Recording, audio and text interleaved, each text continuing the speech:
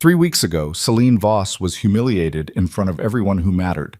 Her boyfriend, Adrian Mercer, silently chose her younger sister at a luxury family dinner. The betrayal spread through their elite social circle like wildfire. Everyone expected Celine to disappear quietly, another broken woman erased by wealth and power. But tonight, at the prestigious Blackwell Winter Gala, the woman they buried walks back into the room alive. And she is not alone. Standing beside her is Damien Vale, the ruthless billionaire CEO whose name can destroy reputations with a single phone call. Stay with me until the end, hit like, and comment your city so I can see how far this story travels. The marble staircase felt endless under Celine's heels. Every step down into the Blackwell ballroom pulled her deeper into a world that had already chewed her up and spit her out 3 weeks ago. The chandeliers overhead threw gold light across hundreds of faces, faces that had whispered about her humiliation over champagne and canapes, faces that had pitied her, faces that had enjoyed watching her fall. She could feel their eyes now, all of them. Damien Vale's hand rested lightly against the small of her back, steady and warm through the thin silk of her dress. He didn't look at her, didn't need to. His presence alone was a declaration of war. "Breathe," he murmured, voice low enough that only she could hear. "And don't let them see you bleed." Celine's lungs burned. She'd been holding her breath without realizing it. She inhaled slowly, forcing air past the tightness in her chest, and lifted her chin. The dress Damien had chosen for her, midnight blue, simple, devastating, clung to her body like armor. Her hair fell in loose waves over bare shoulders. No jewelry except small diamond earrings that caught the light when she moved. She looked nothing like the woman who had fled this world 3 weeks ago, with mascara streaking down her face. They reached the bottom of the staircase. The ballroom opened before them like a glittering trap, marble floors, towering columns wrapped in white roses, tables draped in cream silk. A string quartet played something classical and forgettable in the corner. Waiters in black vests moved through the crowd carrying trays of champagne and hors d'oeuvres that cost more than most people's rent. And standing near the center of it all, surrounded by a cluster of admirers and sycophants, was Adrian Mercer. Celine's stomach dropped. He looked exactly the same.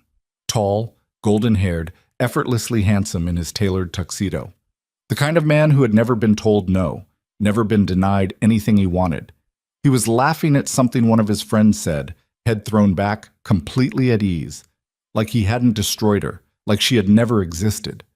Beside him, draped on his arm like an expensive accessory, was Vivienne, Celine's sister. Vivienne wore red. Of course she did. A dress that screamed for attention, cut low and tight. Her blonde hair swept up to show off the diamond necklace Adrian had probably bought her. She was younger than Celine by 2 years, prettier in that effortless way some women were, and she had never forgiven Celine for being born first. Now she had everything Celine had lost. "Do you want to leave?" Damien asked quietly. Celine's jaw tightened. "No." "Good." There was approval in his voice. "Then walk with me." He moved forward, and she moved with him, matching his stride. The crowd parted without him asking. People always moved for Damien Vale. He was the kind of man who didn't need to raise his voice or make threats. His reputation did the work for him. Billionaire. CEO of Vale Industries. 34 years old and already worth more than some small countries. Ruthless in business, untouchable in social circles. The kind of man who could end careers with a phone call and destroy companies before breakfast. And for reasons Celine still didn't fully understand, he had chosen to stand beside her tonight. They had met 4 days ago. Celine had been sitting in a coffee shop in the financial district, staring at her laptop screen without seeing it, trying to figure out how to rebuild a life that had collapsed so completely she wasn't sure there was anything left to salvage. Her photography career had stalled years ago when she'd let Adrian convince her that his work was more important, that supporting him was what good partners did. Her friends had all been his friends first. Her apartment had been in his building. Even her credit cards had been connected to his accounts. When he left her for Vivienne, he hadn't just taken her sister. He'd taken her entire world. She hadn't noticed Damien walk into the coffee shop, hadn't noticed him sit down at the table across from hers. She'd been too deep in her own spiral, scrolling through social media posts from the dinner party where Adrian had made his choice public. Photos of him and Vivienne laughing together, her sister's hand on his chest, his arm around her waist. The comments underneath had been vicious. Poor Celine, she must be devastated. I always thought Vivian was prettier. Adrian upgraded. She'd closed the laptop so hard the screen cracked. Rough day? A voice had asked. She'd looked up to find Damien watching her with dark, unreadable eyes. He'd been wearing a charcoal suit that probably cost more than her car, his black hair pushed back from a face that belonged on magazine covers. Sharp jaw, high cheekbones. The kind of features that made people stare. Something like that, she'd said, not wanting to talk, not wanting to explain. He'd studied her for a long moment. You're Celine Voss. Her stomach had twisted. If you came over here to offer pity, don't. I don't do pity. He'd leaned back in his chair, still watching her. But I do recognize wasted potential when I see it. She'd laughed bitterly. You don't know anything about me. I know your sister stole your boyfriend in front of half of New York's elite. I know you've spent the last 3 weeks hiding while everyone who matters has decided you're too weak to fight back. And I know that you're sitting here breaking laptops instead of making them regret it. Celine had stared at him. Who the hell are you? Damien Vale. He'd said it like she should already know, and she had. Everyone knew Damien Vale. And I'm going to make you an offer. I'm not interested in... The Blackwell Winter Gala is in 4 days, he'd interrupted smoothly. Adrian Mercer will be there. So will your sister. So will everyone who watched you fall apart. Come with me. She'd shaken her head. Why would I do that? Because right now they think you're finished. They think you'll disappear quietly and let them erase you, prove them wrong. His eyes had been cold, calculating. Let me show you how to walk back into that room like you own it. And what do you get out of this? She'd asked, suspicious. Damien had smiled, a sharp, dangerous thing. Entertainment. She should have said no, should have walked away from a man who looked at her like she was a chess piece he wanted to move across the board. But the truth was, she had nothing left to lose. So she'd said yes. Now, standing in the center of the Blackwell ballroom, with every eye in the room tracking their movements, Celine wondered if she'd made a terrible mistake. Damien steered them toward a group of investors standing near the bar. Older men in expensive suits, the kind who controlled money and influence like weapons. They turned when Damien approached, their faces shifting into expressions of calculated interest. Damien, one of them said, extending a hand, didn't expect to see you here tonight. Bernard. Damien shook his hand briefly. I had an opening in my schedule. The man's eyes slid to Celine. And who's this? Celine Voss, Damien said, his tone casual but deliberate. She's a photographer, one of the best I've seen. Celine's breath caught. She hadn't done serious photography work in years, hadn't shown her portfolio to anyone. Damien had no reason to say that, except that he knew exactly how these rooms worked, how reputations were built and destroyed with a single introduction. Bernard's expression shifted, recalculating. Voss. Any relation to the Voss family in publishing? My father, Celine said, finding her voice. Richard Voss. Recognition flickered across Bernard's face. I've done business with him. Good man. He extended his hand to her now, his grip firm. Bernard Whitmore. I run Whitmore Capital. She shook his hand, feeling the weight of Damien's lessons settling into her bones. This was how power moved in rooms like this, through names, connections, carefully placed words. Adrian had never introduced her this way. He'd kept her in the background, decorative but invisible. Damien was making her impossible to ignore. They moved through the ballroom like that for the next hour. Damien introduced her to investors, gallery owners, editors, socialites. Each introduction reshaped how people saw her. Each conversation elevated her status. And with every minute that passed, Celine felt something shifting inside her chest. Something that had been buried under shame and grief for 3 weeks. Anger. Not the hot, wild kind that made people stupid. The cold, focused kind that made them dangerous. She was halfway through a conversation with a magazine editor when she felt it, that prickling awareness of being watched. She turned her head slightly and found Adrian staring at her from across the room. He looked stunned, like he'd seen a ghost. Vivian stood beside him, her expression frozen somewhere between shock and fury. She'd noticed too. Of course she had. Vivian always noticed when attention shifted away from her. Celine held Adrian's gaze for 3 long seconds. Then she turned back to the editor and smiled, picking up the conversation exactly where she'd left it. It was a small thing, but in a room like this, small things were everything. By the time the string quartet shifted into a waltz, Celine's face hurt from smiling. Her feet ached in her heels. She'd shaken more hands than she could count, heard more names than she could remember. But she'd survived. More than survived. She'd walked back into the room that had tried to erase her, and she hadn't broken. "Dance with me," Damien said. It wasn't a question. He led her onto the floor before she could respond, his hand settling at her waist, the other capturing hers. The waltz was already in motion, other couples spinning across the marble in practiced elegance. Celine hadn't danced in years, but Damien moved with the kind of confidence that made it easy to follow, his step sure, his grip firm. He pulled her closer than was strictly proper, close enough that she could feel the heat of his body through their clothes. "You did well tonight," he said quietly. "I stood around and let you parade me through the room like a trophy. You let them see that you're still standing. That's what matters." His dark eyes met hers. "They expected you to stay buried. You proved them wrong." Celine's throat tightened. "Why are you doing this?" "I told you. Entertainment." "Bullshit." The corner of his mouth lifted. "Careful. People are watching. Let them watch." She was tired of being careful, tired of swallowing her words and smoothing down her edges.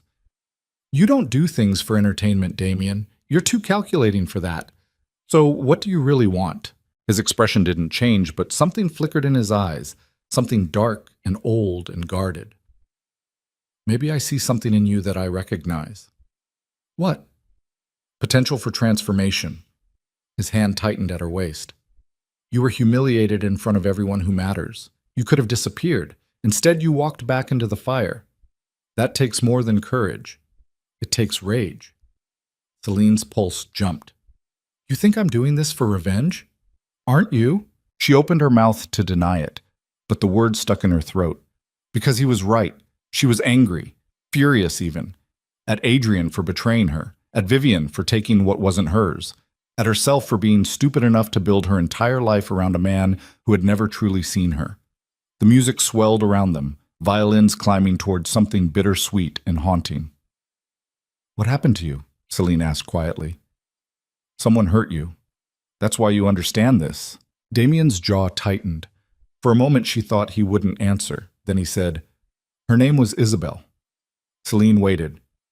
"We were engaged," Damien continued, his voice flat, controlled. "I was 26, stupid. I believed in love back then, believed that if you gave someone everything, they'd do the same for you." His mouth twisted. "She left me for my business partner 2 weeks before the wedding, took half my company with her, nearly destroyed me." "I'm sorry," Celine said. "Don't be." His eyes were cold now. "She taught me the most valuable lesson I've ever learned." "What's that?" "People will always choose what benefits them most. Love is just a prettier word for transaction." He spun her smoothly, their bodies moving in perfect sync. "The sooner you accept that, the sooner you stop getting hurt." Celine's chest ached.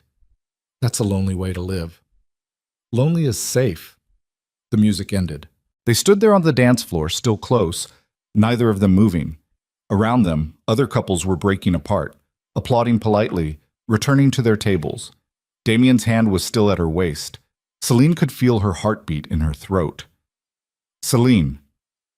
The voice came from behind her, familiar, wrong, unwanted.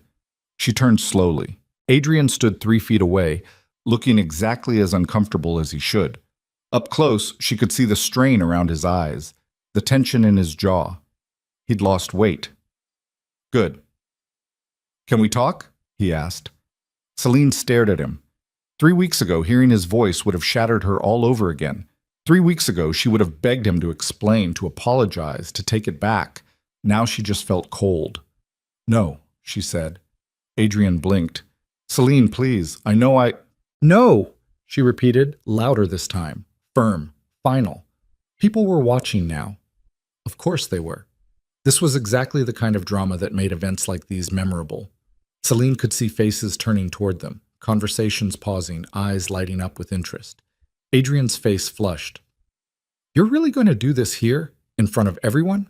You made your choice in front of everyone, Selene said, her voice steady despite the adrenaline screaming through her veins. I'm just returning the favor. Selene. Damien stepped forward, placing himself between them. He didn't touch Adrian, didn't need to. His presence alone was a threat. She said no, Damien said quietly. Walk away. Adrian's jaw clenched. This doesn't concern you. It does now. For a moment, Selene thought Adrian might actually be stupid enough to push it. His hands curled into fists at his sides, his face darkening with anger and humiliation. Then Vivian appeared at his elbow, her expression brittle and fake. Adrian, darling, let's get a drink. She tugged on his arm, hard enough that he had no choice but to follow or make an even bigger scene. Adrian shot Selene one last look, something desperate and ugly, before letting Vivian pull him away. The crowd around them pretended to lose interest, returning to their conversations, but Selene knew they'd all been listening. Tomorrow, this would be the story everyone told. The moment Selene Voss publicly rejected Adrian Mercer with Damien Vale standing at her side, the balance of power had shifted, and everyone knew it. Damien touched her elbow lightly. Let's go. Selene nodded, suddenly exhausted. The adrenaline was crashing now, leaving her shaky and hollowed out. She let Damien guide her toward the exit, through the crowd, past the whispers and stares. They stepped outside into the cold December air. The street was quiet, lit by street lamps and the glow of the city skyline. A black car sat waiting at the curb, Damien's driver, probably. Selene leaned against the stone railing, breathing hard, trying to steady herself. You okay? Damien asked. I don't know. She laughed, the sound brittle. I thought I'd feel better, thought facing him would fix something. It doesn't work like that. Then what does? Damien was quiet for a moment. Then he said, You stop waiting for them to fix what they broke. You build something new. Selene looked at him. His face was half in shadow, unreadable as always. But there was something in his voice, something raw underneath the control. Is that what you did? She asked. Yes. And are you happy? Damien's mouth curved into something that wasn't quite a smile. I'm powerful. That's better. Selene wasn't sure she believed him, but before she could say anything else, her phone buzzed in her clutch. She pulled it out, glancing at the screen. A text from an unknown number. We need to talk. Meet me tomorrow. Alone. V. Vivienne. Selene stared at the message, her stomach twisting. What is it? Damien asked. She showed him the screen. His expression darkened. Don't go. Why not? Because whatever she wants, it won't help you. People like her only reach out when they need something. Selene knew he was probably right, but part of her, the part that still remembered growing up with Vivian, sharing a childhood, being sisters before everything went wrong, wanted to know what Vivian had to say, wanted to hear if there was any remorse at all. I'll think about it, she said finally. Damien's jaw tightened, but he didn't argue. Your choice. The car pulled up to the curb. The driver stepped out, opening the back door. Come on, Damien said. I'll take you home. Selene hesitated, looking back at the glowing windows of the Blackwell ballroom. Inside, the gala continued without her, champagne flowing, music playing, people dancing and laughing like the world wasn't held together by cruelty and careful lies. She'd survived tonight, but she didn't feel victorious. She just felt tired. Selene slid into the back seat of the car. Damien followed, the door closing behind them with a soft click. The driver pulled away from the curb, merging smoothly into the late-night traffic. The city slid past the windows, bright lights, towering buildings, endless noise. Damien sat beside her in silence, not pushing, not asking questions. After a while, Selene said quietly, Thank you. For what? For tonight. For standing there when I couldn't stand on my own yet. Damien turned his head, studying her in the dim light. You were standing on your own the whole time, Selene. I was just making sure people noticed. She wanted to believe that. Wasn't sure she did. The car stopped in front of her apartment building, a modest brownstone in a quiet neighborhood, nothing like the luxury high-rise she'd lived in with Adrian. She'd moved here 2 weeks ago with whatever belongings she could fit in her car, starting over with almost nothing. Good night, she said, reaching for the door handle. Selene.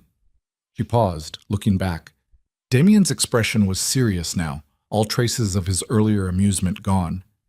If you meet with your sister tomorrow, be careful. She didn't text you out of guilt. She texted you because she's scared. Scared of what? Of losing what she took from you. His eyes held hers. People like Vivian don't apologize. They just try to make sure you won't come for what's theirs. Celine's pulse quickened. And what if I do want to come for it? Something dangerous flickered across Damien's face. Then let me teach you how. The air between them felt charged suddenly, electric. Celine swallowed hard. Why? Because watching you walk back into that ballroom tonight was the first interesting thing that's happened to me in years. He leaned forward slightly. And I want to see what you become when you stop playing small. Celine's breath caught. Before she could respond, Damien reached past her and opened the car door, breaking the moment. Go inside, he said. Get some sleep. I'll call you tomorrow. Celine nodded, not trusting her voice, and stepped out onto the sidewalk. The car pulled away, disappearing into the night traffic. She stood there for a long moment, alone under the streetlights, her heart still racing. Then she walked inside, climbed the stairs to her small apartment, and collapsed onto her couch without bothering to turn on the lights. Her phone buzzed again. Another text from Vivian. Tomorrow, 2 p.m., the coffee shop on Mercer Street. Don't bring him. Celine stared at the message. Then she typed back a single word. Fine. She shouldn't go. She knew that. But she needed to know what Vivian wanted. Needed to hear what her sister would say now that everything had been stripped away. Now that the illusion of happy betrayal had started to crack. Celine set her phone down and closed her eyes. Tomorrow would bring whatever it brought. Tonight, she had survived, and that was enough. The coffee shop on Mercer Street smelled like burnt espresso and regret. Celine arrived 10 minutes early, ordered black coffee she didn't want, and took a table near the back where the light was dim and the other customers wouldn't hear every word. Her hand shook as she wrapped them around the paper cup. She told herself it was the caffeine, knew it was a lie. Vivian walked in at exactly 2 o'clock. Of course she did. Vivian had always been precise about things that made her look good.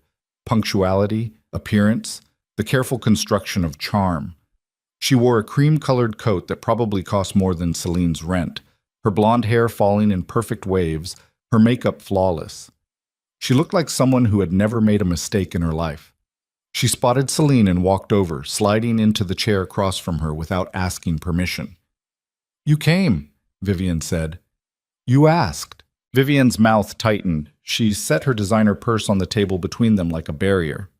I wasn't sure you would, after last night. Celine said nothing, just waited. Vivian looked uncomfortable now, her fingers playing with the handle of her purse. Good. Let her squirm. Look, Vivian said finally, I know things are complicated between us, but we're still family. Celine laughed, a short, bitter sound. Family, right. I mean it. You slept with my boyfriend, Vivian. You let him choose you in front of everyone I knew. You destroyed me. Celine's voice was flat, empty of inflection. That was the only way to get through this without breaking. So don't sit here and talk to me about family like that word means anything between us anymore. Vivian flinched. For a second, something genuine flickered across her face. Shame, maybe, or discomfort. But it vanished quickly, replaced by the defensive armor Celine knew too well. It wasn't supposed to happen like that, Vivian said quietly. But it did. I know. Vivian's hands twisted together. And I'm sorry. I am. But Adrian and I don't want to hear about you and Adrian. Celine's jaw tightened. I don't care what story you've told yourself to make this okay. I don't care if you think it's love or fate or whatever bullshit justification you've come up with. You asked me here, so tell me what you want. Vivian's eyes hardened. There it was. The real reason for this meeting, cutting through the fake apologies and manufactured guilt. I want you to stay away from him, Vivian said. Celine stared at her. What? Last night, the gala. The way you looked at him. Vivian leaned forward, her voice dropping. You're trying to get him back. For a moment, Celine couldn't speak. The sheer audacity of it choked the air from her lungs. Then the anger came roaring back, hot and sharp. Are you out of your mind? Celine hissed. You think I want him back? After what he did? Then why did you show up with Damien Vale? Vivian shot back. Everyone saw you. Everyone's talking about it. You walked in there on the arm of one of the most powerful men in New York just to make Adrian jealous. I walked in there because I refused to let you erase me. That's not what it looked like. Celine slammed her coffee cup down hard enough that liquid sloshed over the rim. The couple at the next table glanced over, then quickly looked away. You don't get to do this, Celine said, her voice shaking with fury. You don't get to take everything from me and then accuse me of trying to steal it back. You wanted him? Fine. You have him. But don't you dare pretend I'm the villain here. Vivian's face went pale, then flushed red. I didn't take him from you. He chose me because you seduced him. Because he was unhappy with you. Vivian's voice rose now, losing its careful control.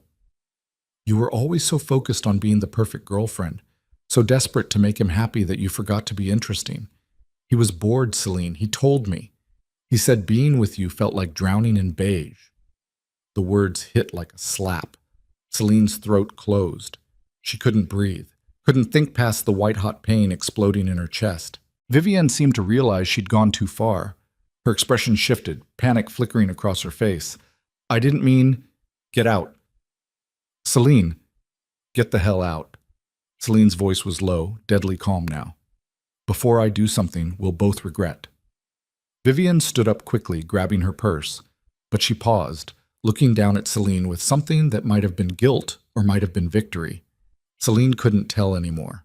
I didn't want to hurt you, Vivian said quietly, but I'm not going to apologize for being happy. Then she turned and walked out. Celine sat there alone, staring at her coffee cup, her hands shaking so badly she had to shove them under the table. Drowning in beige. That's what Adrian had said about her, about their relationship, about the years she'd spent loving him, supporting him, reshaping herself to fit into his life. Beige. Her phone buzzed. She pulled it out with trembling fingers. A text from Damien. How did it go? Celine stared at the screen. She didn't know how to answer, didn't know what to say that wouldn't sound pathetic or broken. Finally, she typed, she wanted me to stay away from Adrian. Thought I was trying to get him back. Damien's response came immediately. Are you? No, good. Meet me at my office, 1 hour. Celine's pulse jumped. Why? Because you need to stop defending yourself and start building something they can't touch. She should have said no. Should have gone home, crawled into bed, and let herself fall apart in private like she wanted to. Instead, she typed, I'll be there. Vale Industries occupied the top 15 floors of a glass tower in Midtown. Celine had seen the building from the outside before. Sleek, modern, intimidating. Walking into the lobby felt like stepping into another world. Everything was steel and marble and sharp edges. Security guards in dark suits watched her approach the reception desk with expressions that gave nothing away. Celine Voss, she said to the woman behind the desk. I'm here to see Damien Vale. The receptionist's eyebrows lifted slightly, just enough to show surprise. One moment. She spoke quietly into her headset, then nodded. Mr. Vale is expecting you. 52nd floor. A security guard escorted her to a private elevator. The doors closed. The elevator shot upward so smoothly, Celine barely felt the motion. Numbers flickered on the display above the door. 20, 30, 40, 50. The doors opened onto a hallway that looked more like an art gallery than an office. Floor-to-ceiling windows overlooked the city. Abstract paintings hung on white walls. The carpet was so thick her heels sank into it. A woman in a tailored black suit waited by the elevator. Ms. Voss, this way, please. Celine followed her down the hallway to a set of double doors at the end. The woman knocked once, then opened them. Damien's office was massive. The entire back wall was glass, offering a panoramic view of Manhattan. His desk sat near the windows, clean, minimal, just a laptop and a single stack of files. Leather chairs faced each other near a bar cart in the corner. Everything about the space screamed control, precision, power. Damien stood by the windows, his back to the door, hands in his pockets. He wore a dark gray suit today, his hair slightly disheveled like he'd been running his hands through it. Leave us, he said without turning around. The assistant closed the doors quietly. Celine stood there, suddenly feeling out of place in her jeans and simple sweater. This wasn't her world, wasn't her life. She was playing dress-up in someone else's story. Sit, Damien said, gesturing to one of the leather chairs. She sat. Damien turned finally, studying her with those dark, unreadable eyes. You look like hell. Thanks. I don't mean it as an insult. He walked over, taking the chair across from her. I mean, you look like someone who just had their face rubbed in something they were trying to forget. Celine's hands clenched in her lap. Vivian said Adrian told her being with me was like drowning in beige. Damien's expression didn't change. And you believe that? Why wouldn't I? It's probably true. No. It's what a coward says when he's trying to justify betrayal. Damien leaned forward, elbows on his knees. Men like Adrian don't leave because their partner is boring. They leave because their partner sees them too clearly. You knew exactly who he was, weak, insecure, desperate for validation. That's terrifying to someone like him. So he found someone who would worship him without asking questions. Celine's throat tightened. Vivian worships him? Vivian worships what he represents. Status, access, the life she thought you had. Damien's mouth curved into something cold. But she's going to realize soon enough that Adrian Mercer is just a pretty face with an inheritance and no backbone. And when she does, she'll resent him the same way he resented you. You don't know that. Yes, I do. His voice was certain. Because I've seen this play out 100 times. The only difference is whether you're still standing when they destroy each other or whether you let them drag you down with them. Celine looked at him, really looked at him, at the man who had walked into her life 4 days ago and turned everything upside down. Why are you helping me? I told you, I see potential. For what? Damien stood up, walking to the bar cart. He poured 2 glasses of whiskey, handed her one. 5 years ago, I let someone destroy me. I lost my company, my reputation, everything I'd built. It took me 3 years to claw my way back. 3 years of lawsuits and sabotage and waking up every morning ready to burn the world down. He took a drink. And I learned something important during that time. What? The people who survive aren't the ones who forgive and move on. They're the ones who rebuild themselves into something their enemies can't touch. His eyes held hers. You have a choice right now, Celine. You can keep letting Adrian and Vivian define you. Keep letting their betrayal be the most interesting thing about your life. Or you can become someone they'll never be able to hurt again. Celine's pulse hammered. How? By making them irrelevant. Damien set his glass down. Your photography. When was the last time you worked on it? I haven't. Not seriously. Not in years. Why not? Because Adrian... She stopped, shook her head. It doesn't matter. It matters. Damien's voice was hard now. You gave up your career to support his. You made yourself small so he could feel big. That's what drowning in beige really means. You were suffocating your own ambitions to make room for his mediocrity. The words cut through her like a blade, because they were true. She'd had a photography career once, small but real. A few gallery shows, some editorial work. Critics who said she had an eye for capturing emotion that most photographers missed. But Adrian had been building his real estate development company, and he'd needed her at dinners, at events, playing the role of supportive partner. And slowly over the years, her camera had stayed in its case more and more often, until she'd stopped taking it out at all. I don't even know if I'm any good anymore, Celine said quietly. Then find out. Damien pulled his phone from his pocket, typed something quickly, then set it down. I'm setting up a meeting for you. With who? Marcus Chen. He's the senior editor at Lens and Light magazine, one of the most influential photography publications in the country. Celine's stomach dropped.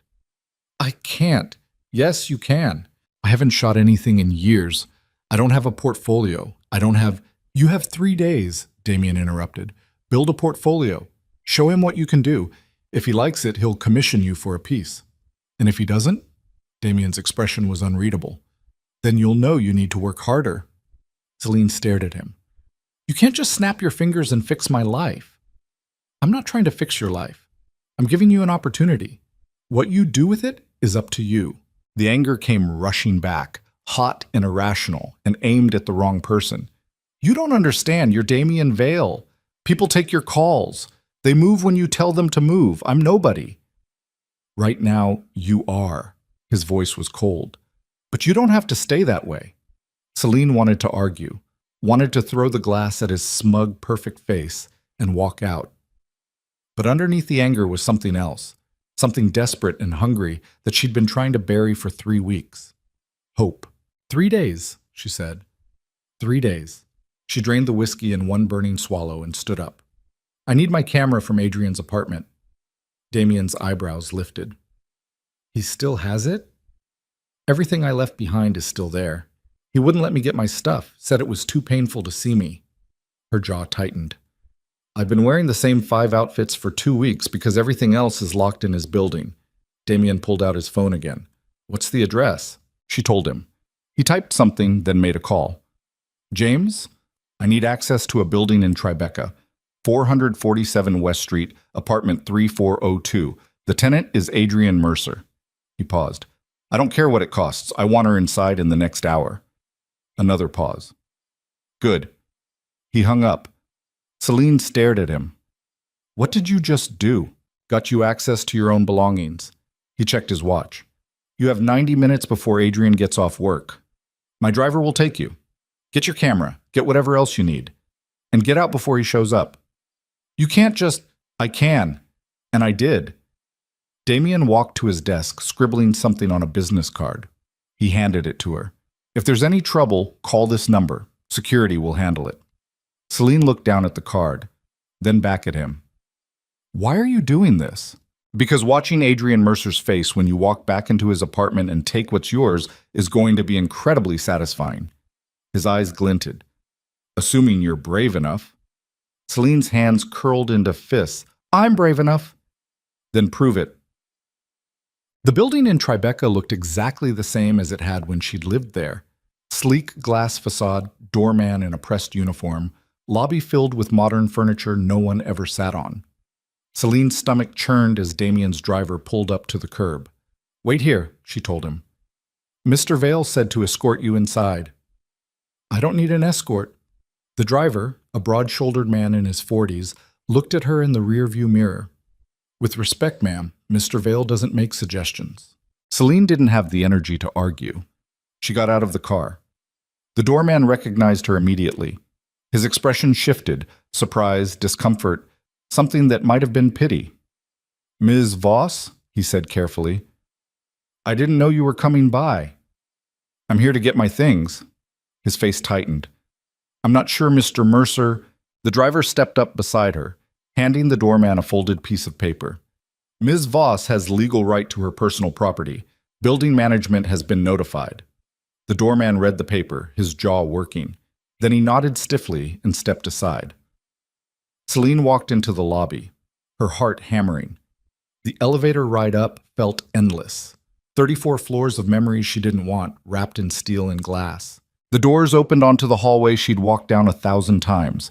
Her feet remembered the path to Adrian's door. Third on the left, past the abstract painting that looked like a child's finger painting but cost $20,000.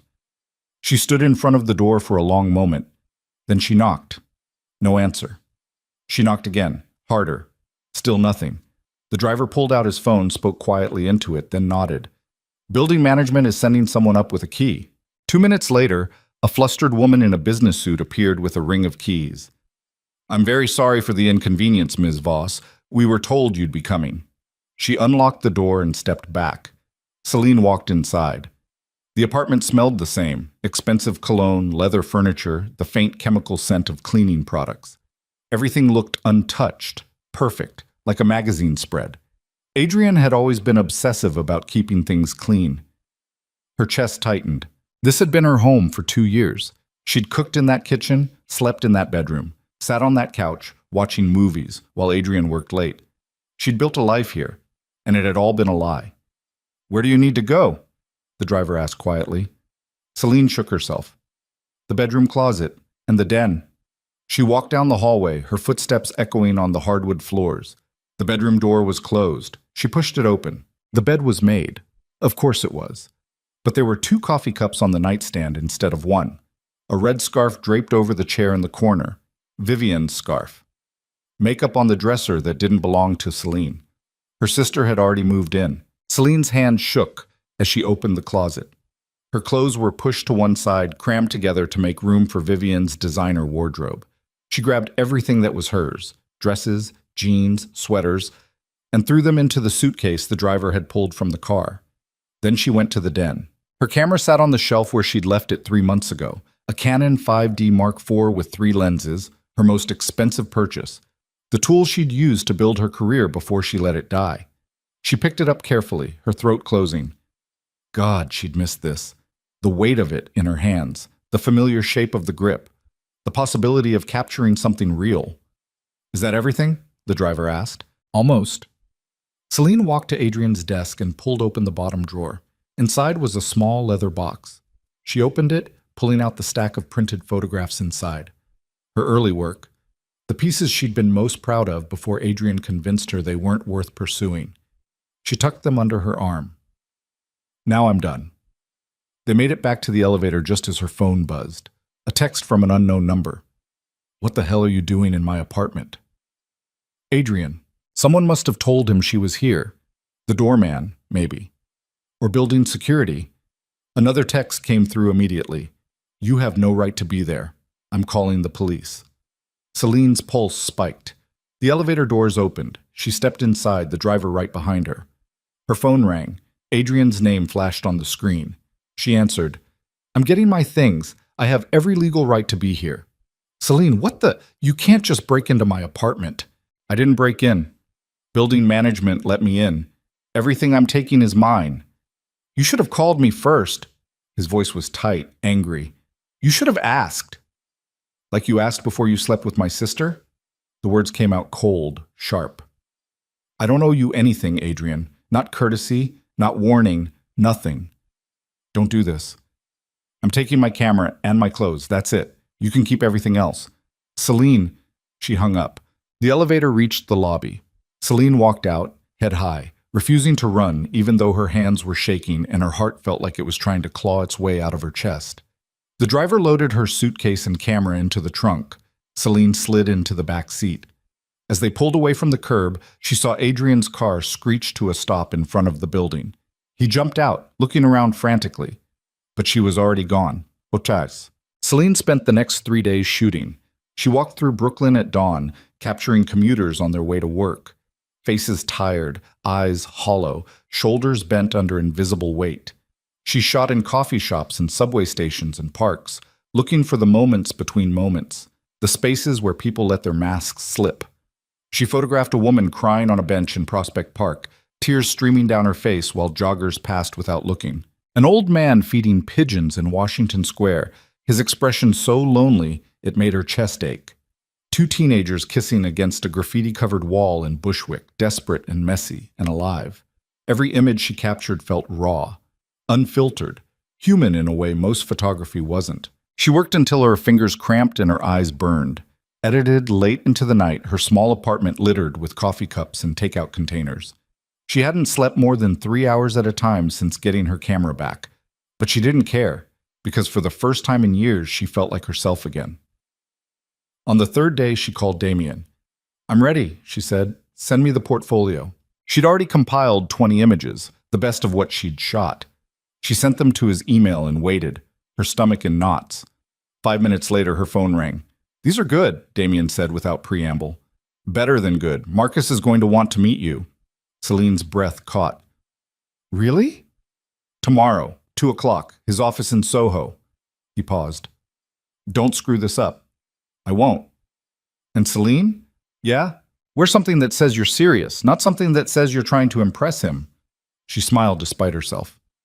Got it. She hung up and collapsed onto her couch, adrenaline still singing through her veins. This was real. This was happening. She was doing the thing she'd given up on, the dream she'd buried to make room for someone else's ambitions. And it terrified her almost as much as it thrilled her. Back. Marcus Chen's office was smaller than Celine expected, cluttered with photography books, framed prints on every wall, a desk buried under magazines and contact sheets. He was in his 50s, gray-haired, wearing jeans and a button-down shirt that had seen better days. He looked at Celine over his reading glasses. "You're the one Damien Vale called about." "Yes." "Sit." She sat. Marcus pulled up her portfolio on his computer, clicking through the images slowly. His expression gave nothing away. Selena's hands twisted in her lap, her heart hammering so hard she thought he might be able to hear it. After what felt like an eternity, Marcus leaned back in his chair. "You have an eye," he said. Celine's breath released in a rush. "Thank you. I didn't say it was a compliment." He gestured at the screen. "You're technically proficient. The composition is strong, but you're playing it safe. These images are good. They're not great." Celine's stomach dropped. "You're photographing sadness," Marcus continued. "Loneliness, pain, but you're doing it from the outside, like a tourist.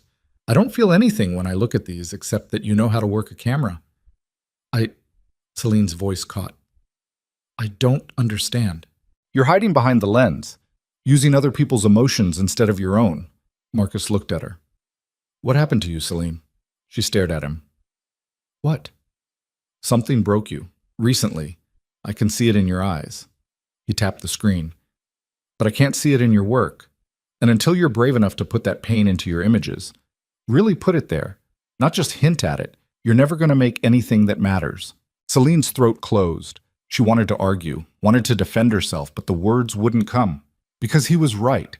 She'd been photographing pain without actually confronting her own, hiding behind other people's stories because her own still hurt too much to touch. "I have an assignment," Marcus said, "if you want it." Celine looked up. "What kind of assignment?" "We're doing a feature on women rebuilding after personal failure. Entrepreneurs who lost everything. Artists who got blacklisted. Women who survived public humiliation and came back stronger." His eyes held hers. "I want you to shoot it, but I don't want pretty portraits. I want the truth. The ugly, uncomfortable human truth about what it costs to start over."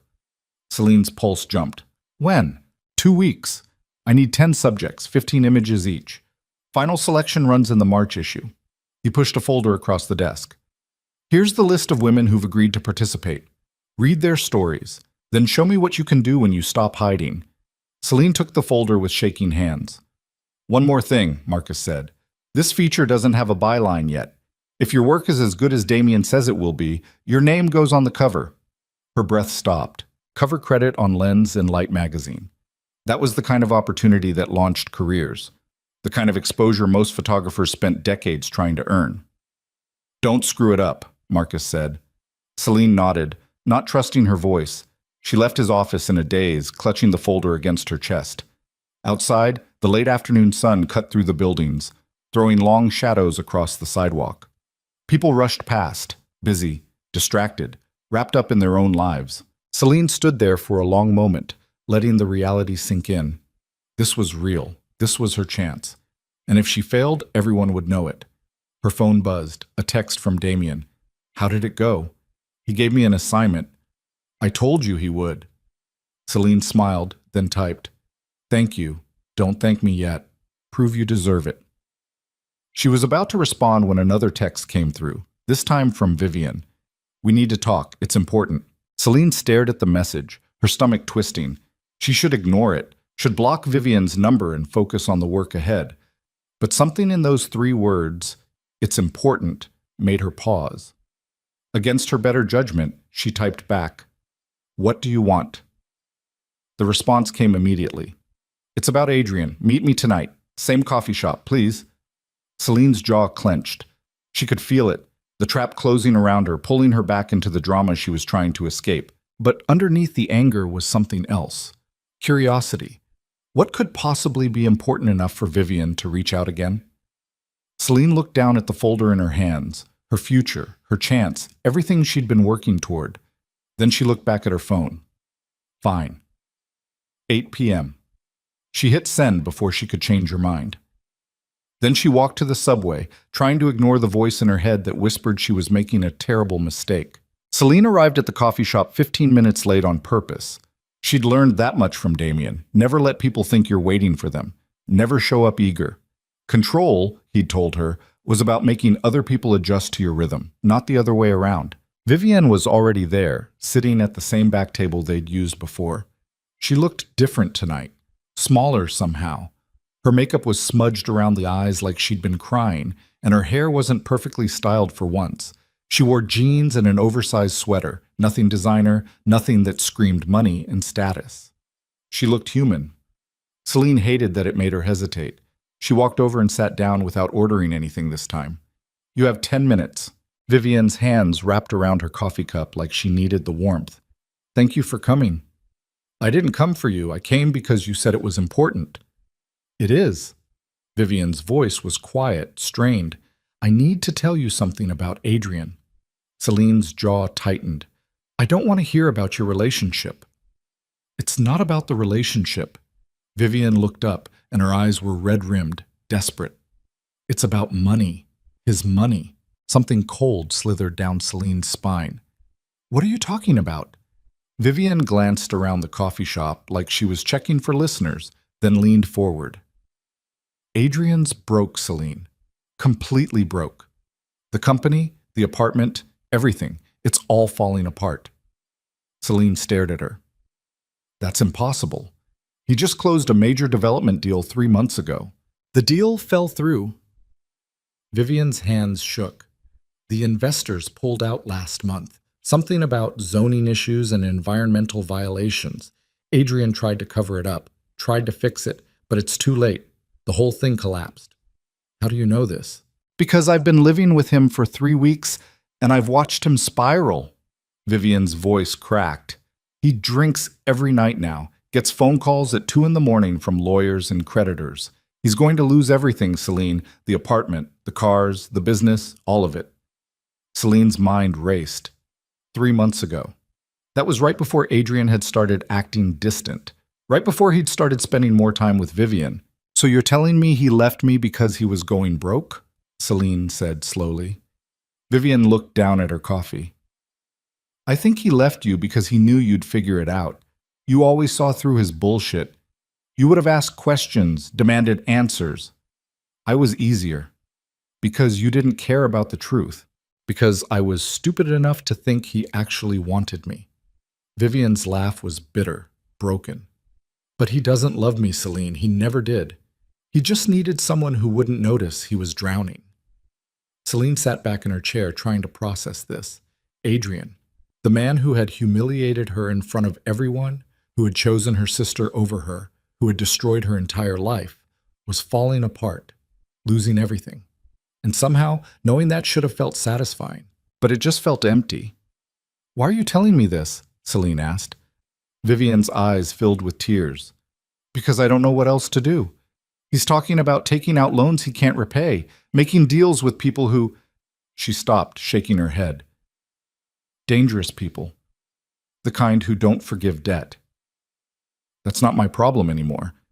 I know it's not, but—" Vivian's voice dropped to a whisper. "He's using your name." Celine went cold. "What?" "He still has access to some of your accounts. Joint accounts you two opened when you moved in together. He's been taking out lines of credit using your information as collateral." The floor seemed to tilt under Celine's feet. "That's fraud." "I know. That could destroy my credit, my entire financial future." "I know." Vivian was crying now, tears streaming down her face. "I tried to stop him. I told him it was wrong, but he said you owed him, that you'd taken years of his support, and now it was your turn to help." Celine's hands curled into fists on the table. The rage that flooded through her was white-hot, blinding. "How much?" "What? How much has he taken?" Vivian's face crumpled. "Almost 200,000. The world stopped. $200,000. Debt she didn't agree to. Loans she never took. Contracts with her signature forged on them while she'd been picking up the pieces of her shattered life. "When?" Celine's voice came out strangled. "When did this start?" "About a week after you moved out." 3 weeks. He'd been destroying her financial life for 3 weeks while she'd been trying to rebuild everything else. Celine stood up so fast her chair scraped loudly against the floor. People turned to look. She didn't care. "Where are the documents?" she demanded. "In his desk, at the apartment. But Celine, you can't just—" "Watch me." She was halfway to the door when Vivian called after her. "Wait, there's something else." Celine turned. What else could there possibly be? Vivian's face was pale, sick-looking. He knows about Damien, about the assignment Marcus gave you, and he's planning something. Planning what? I don't know exactly, but I heard him on the phone yesterday with someone. He said... Vivian swallowed hard. He said if he was going down, he was taking you with him. Celine barely remembered the cab ride to Adrian's building. Her mind was spinning too fast, thoughts crashing into each other like cars on ice. $200,000. Fraud. Forgery. Her name attached to debt that could follow her for years, maybe decades. Everything she was trying to build, the photography career, the assignment, her fresh start, all of it could be destroyed by Adrian's desperation. She called Damien from the cab. He answered on the first ring. What's wrong? Adrian's been taking out loans in my name, hundreds of thousands of dollars. I need to get into his apartment and find the documents before he destroys them. Silence on the other end. Then, I'm sending security to meet you there. Don't go in alone. I don't have time to wait. Celine, she hung up. The cab pulled up to Adrian's building. Celine threw cash at the driver and ran inside. The doorman, different one tonight, someone who didn't recognize her, started to say something, but she was already past him, hitting the elevator call button over and over like that would make it come faster. The ride up was agony. Her reflection in the mirrored walls looked wild, unfamiliar, hair messy, eyes too bright, breathing too fast. She looked like someone on the edge of something terrible. The elevator doors opened. She ran down the hallway to Adrian's door and pounded on it with both fists. Open up, she shouted. I know what you did. Open this goddamn door. No answer. She pounded harder, her fists aching. Adrian, I swear to God, if you don't... The door next to Adrian's opened. An elderly woman in a bathrobe poked her head out, frowning. Young lady, it's almost 9 o'clock. Some of us are trying to... Sorry, Celine said. Not sorry at all. She turned back to Adrian's door. I know you're in there. I can see the light under the door. Still nothing. Celine pulled out her phone, pulled up Adrian's number, and called. She could hear it ringing inside the apartment, that stupid custom ringtone he'd set, some classic rock song he thought made him interesting. The ringing stopped. Someone had declined the call. He was inside, ignoring her. Fine. Celine stepped back and kicked the door as hard as she could. Pain shot through her foot. She was wearing sneakers, not exactly ideal for breaking down doors, but the door shuddered in its frame. Adrian, she screamed, you stole from me. You committed fraud. Open this door right now or I'm calling the police. The lock clicked. The door opened 6 inches, the chain still attached. Adrian's face appeared in the gap. He looked worse than Vivian had described. Unshaven, hair greasy, eyes bloodshot and wild. He wore sweatpants and a stained t-shirt. The smell of alcohol wafted out. You need to leave, he said. His voice was slurred, unsteady. Give me the documents. What documents? Don't play stupid. The loans, the credit lines, the contracts you forged with my name, all of it. Adrian's mouth twisted into something that might have been a smile or might have been a grimace. I don't know what you're talking about. Vivian told me everything. His face changed, anger flashing across it, raw and ugly. That bitch! I knew she'd... He stopped himself, shaking his head. You need to leave, Celine. This doesn't concern you anymore. You used my name to steal $200,000. That absolutely concerns me. I didn't steal anything. Those were joint accounts. I had every right. We weren't together anymore. You had no right to touch anything connected to me. Adrian laughed, a horrible, broken sound. You think you're so innocent? You think you didn't benefit from my money all those years? The apartment, the dinners, the trips? You lived off me, Celine. This is just collecting what you owed. The rage that had been simmering inside her boiled over. I supported your business. I gave up my career for you. I spent 2 years making you look good at events while you built your company. And I paid for everything while you played with your camera. His eyes were cruel now, vicious. You want to talk about debt? You owe me 2 years of rent, of food, of every single thing I bought for you while you pretended to be an artist. Celine's hands shook. Open this door. No. Open it or I'm calling the police right now. Go ahead. Adrian's smile widened, ugly and triumphant. Call them. Tell them your ex-boyfriend used joint accounts that legally had both our names on them. See how far that gets you." He started to close the door. Celine shoved her foot into the gap. "You're going to give me those documents. Tonight." "Or what?" Adrian leaned close to the crack, his breath sour with whiskey. "You'll sick your billionaire boyfriend on me? You think Damien Vale gives a shit about you? He's using you, Celine. Same way I did. The only difference is he's better at hiding it. He's helping me rebuild my career. He's helping himself to you." Adrian's voice dropped, vicious and intimate. "That's what men like him do. They find broken women and fix them up just enough to feel powerful. Then they get bored and move on to the next project. You're not special. You're just available." The words hit like physical blows. Celine wanted to argue, wanted to tell him he was wrong, but she couldn't, because wasn't that exactly what Damien had done? Found her at her lowest, offered to help, and pulled her into his orbit? She didn't even know why he'd chosen her that day in the coffee shop. Didn't understand what he actually wanted from her. Entertainment, he'd said. What if Adrian was right? "Get your foot out of my door," Adrian said quietly, "or I'm calling building security." Celine pulled her foot back. The door slammed shut. She stood there in this hallway, her whole body shaking, staring at the closed door. Behind her, the elevator dinged, probably Damien's security arriving. Too late. Everything was too late. She'd lost. Again. Adrian had destroyed her, and there was nothing she could do about it because he was right. The accounts had both their names. Any lawyer would say he had legal access, even if morally he'd committed fraud. Her phone buzzed. A text from an unknown number.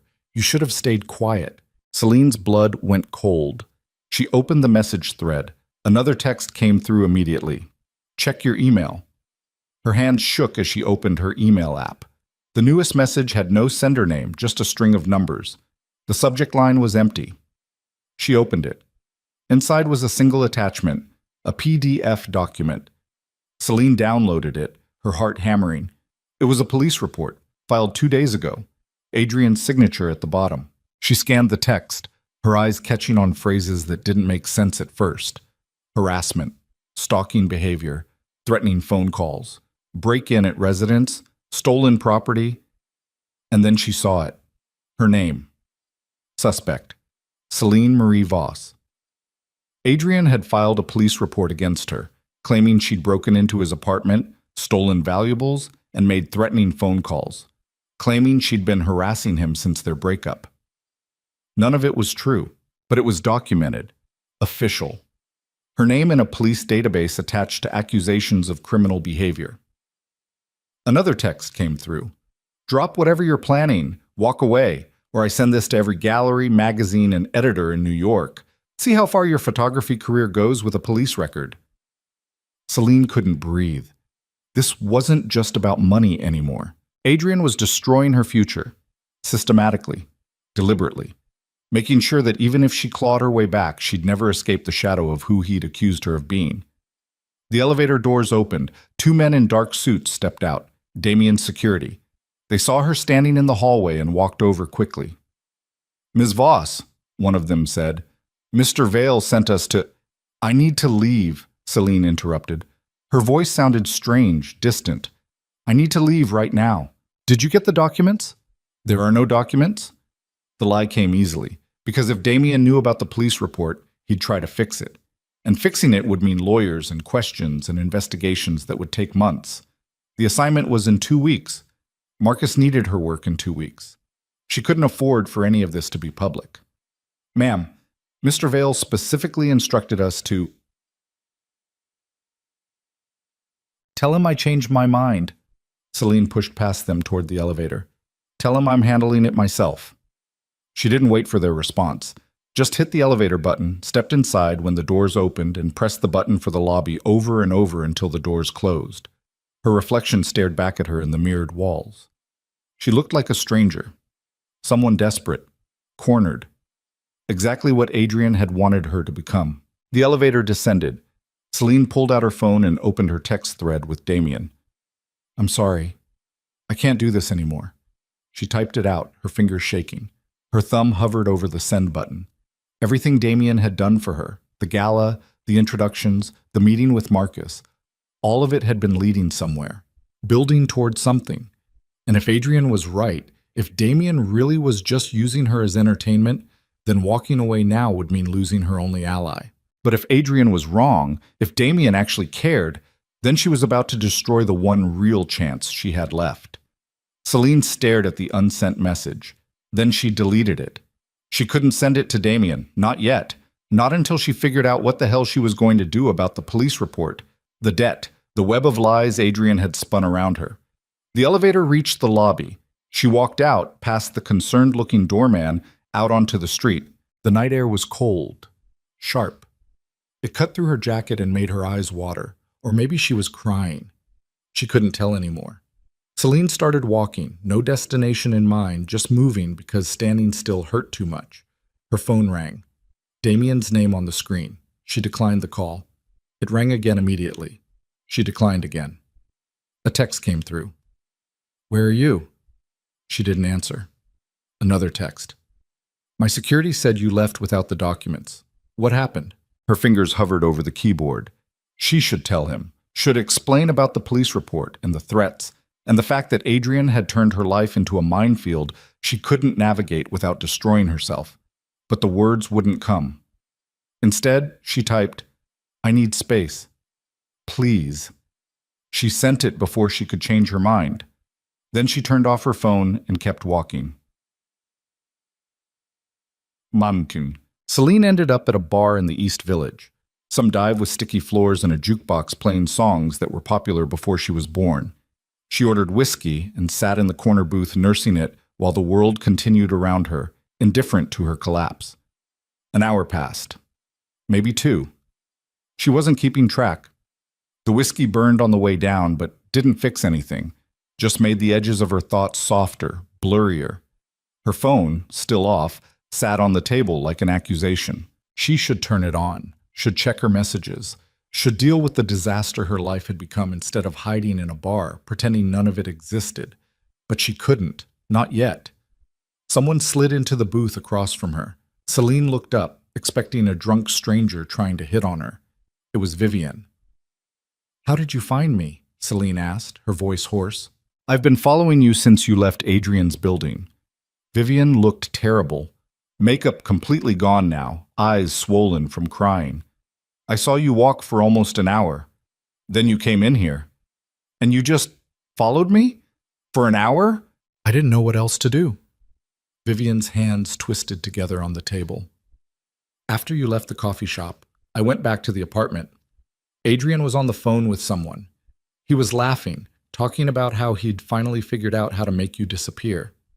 Celine's stomach clenched. "The police report." Vivian nodded. "He's planning to escalate it, file for a restraining order, make it so you can't get near him or anyone connected to him without risking arrest." "That's insane. None of it's true." "It doesn't matter." Vivian's voice was flat, defeated. "He has documentation. Photos of the broken laptop from the coffee shop, security footage of you entering the building without permission, text messages you sent that he's going to twist into threats. He's been building a case against you for weeks, Celine, and I didn't—" Her voice cracked. "I didn't realize what he was doing until it was too late." Celine drained the rest of her whiskey. The burn felt good this time. Felt like something real in a world that had stopped making sense. "Why are you telling me this?" she asked. "Because I'm the reason you're in this mess." Vivian's eyes were wet again. If I just kept my hands off your boyfriend, none of this would have happened. You'd still have your life, your career, everything. You didn't force him to commit fraud." "No, but I made it easier for him to destroy you." Vivian reached across the table, her hand stopping inches from Celine's. "I'm so sorry. I know that doesn't fix anything. I know you hate me. But I'm sorry." Celine looked at her sister, really looked at her for the first time in weeks. Vivian had always been the pretty one, the charming one, the one their parents liked better because she knew how to play their games. But right now she just looked broken, same as Celine. "What happened to us?" Celine asked quietly. Vivian's laugh was bitter. "We grew up competing for scraps of attention from people who didn't actually love either of us enough. And then we spent our whole lives trying to win a game nobody could win. You won. You got Adrian. Adrian's a bankrupt narcissist who's going to drag both of us down with him if we don't stop him. Vivian pulled something from her jacket, a flash drive. She set it on the table between them. Copies of everything, the loan documents, the forged signatures, the emails between him and the creditors, all of it. Celine stared at the flash drive like it might explode. How did you get this? His password is still 1989 Mercer. He's never been smart about security. Vivian pushed the drive towards Celine. Take it. Use it. Destroy him before he destroys you. Why would you help me? You're still living with him. Not after tonight. Vivian's jaw tightened. I packed a bag while he was passed out drunk. I'm done. With him. With this whole toxic mess.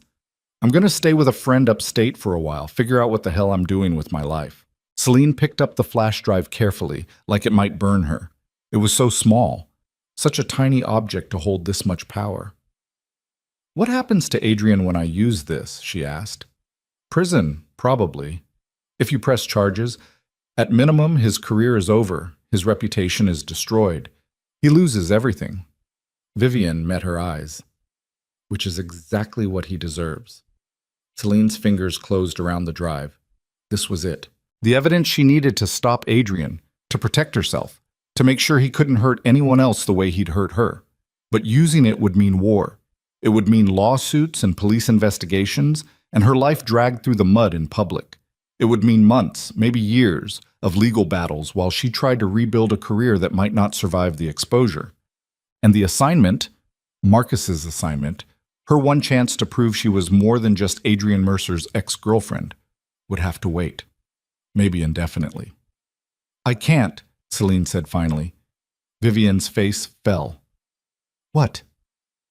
I have an assignment due in 2 weeks, a major feature for Lens and Light magazine. If I go to war with Adrian now, I lose everything I've been working toward. He's going to destroy you anyway, not if I give him what he wants. Which is what? Celine stood up, pocketing the flash drive. Her head was clearer now, the whiskey burned off by adrenaline and desperation. He wants me to disappear, to go quietly, to stop being a problem. So you're just going to let him win? No? Celine pulled out her wallet and threw cash on the table for the drink. I'm going to make him think he won, and then I'm going to finish the assignment, launch my career, and once I'm too visible to touch, once I'm someone the press actually cares about, I'm going to bury him with his own crimes. Vivian stared at her. That's actually smart. I learned from the best. Celine thought of Damien, his cold calculation, his patient cruelty. Sometimes the best revenge is making yourself untouchable first. She turned to leave. Celine, Vivian called after her. Celine looked back. I really am sorry, Vivian said quietly, for all of it. Celine wanted to say she forgave her, wanted to say it was okay, but it wasn't okay, and she didn't know if she'd ever forgive Vivian for what she'd taken. So she just nodded and walked out of the bar. Outside, the city had shifted into its late-night rhythm. Fewer cars, darker streets, the kind of quiet that only happened after midnight. Celine pulled out her phone and turned it on. 23 missed calls, 15 text messages, all from Damien. The most recent one, sent 10 minutes ago. If you don't respond in the next hour, I'm sending people to find you. Celine's chest tightened. She called him. He answered before the first ring finished. Where the hell are you? I'm fine. That's not what I asked. East Village. I'm heading home now. Silence on the other end. Then, what happened at Adrian's apartment? Celine closed her eyes. This was the moment. Tell him the truth and risk him taking over, fixing things his way, derailing everything. Or lie and handle it herself. He wasn't there, she said. The lie tasted like ash. The apartment was empty. I couldn't get the documents. More silence. Longer this time. You're lying, Damien said finally. Celine's breath caught. I'm not. Yes, you are. I can hear it in your voice. Something happened and you're not telling me. His voice was hard now, controlled anger barely hidden underneath. What happened, Celine? Nothing I can't handle. That's not an answer. It's the only answer you're getting tonight. She started walking toward the subway. I appreciate everything you've done for me, Damien, but I need to figure some things out on my own. That's a mistake. Maybe, But it's mine to make. She hung up before he could respond. Her hands were shaking again.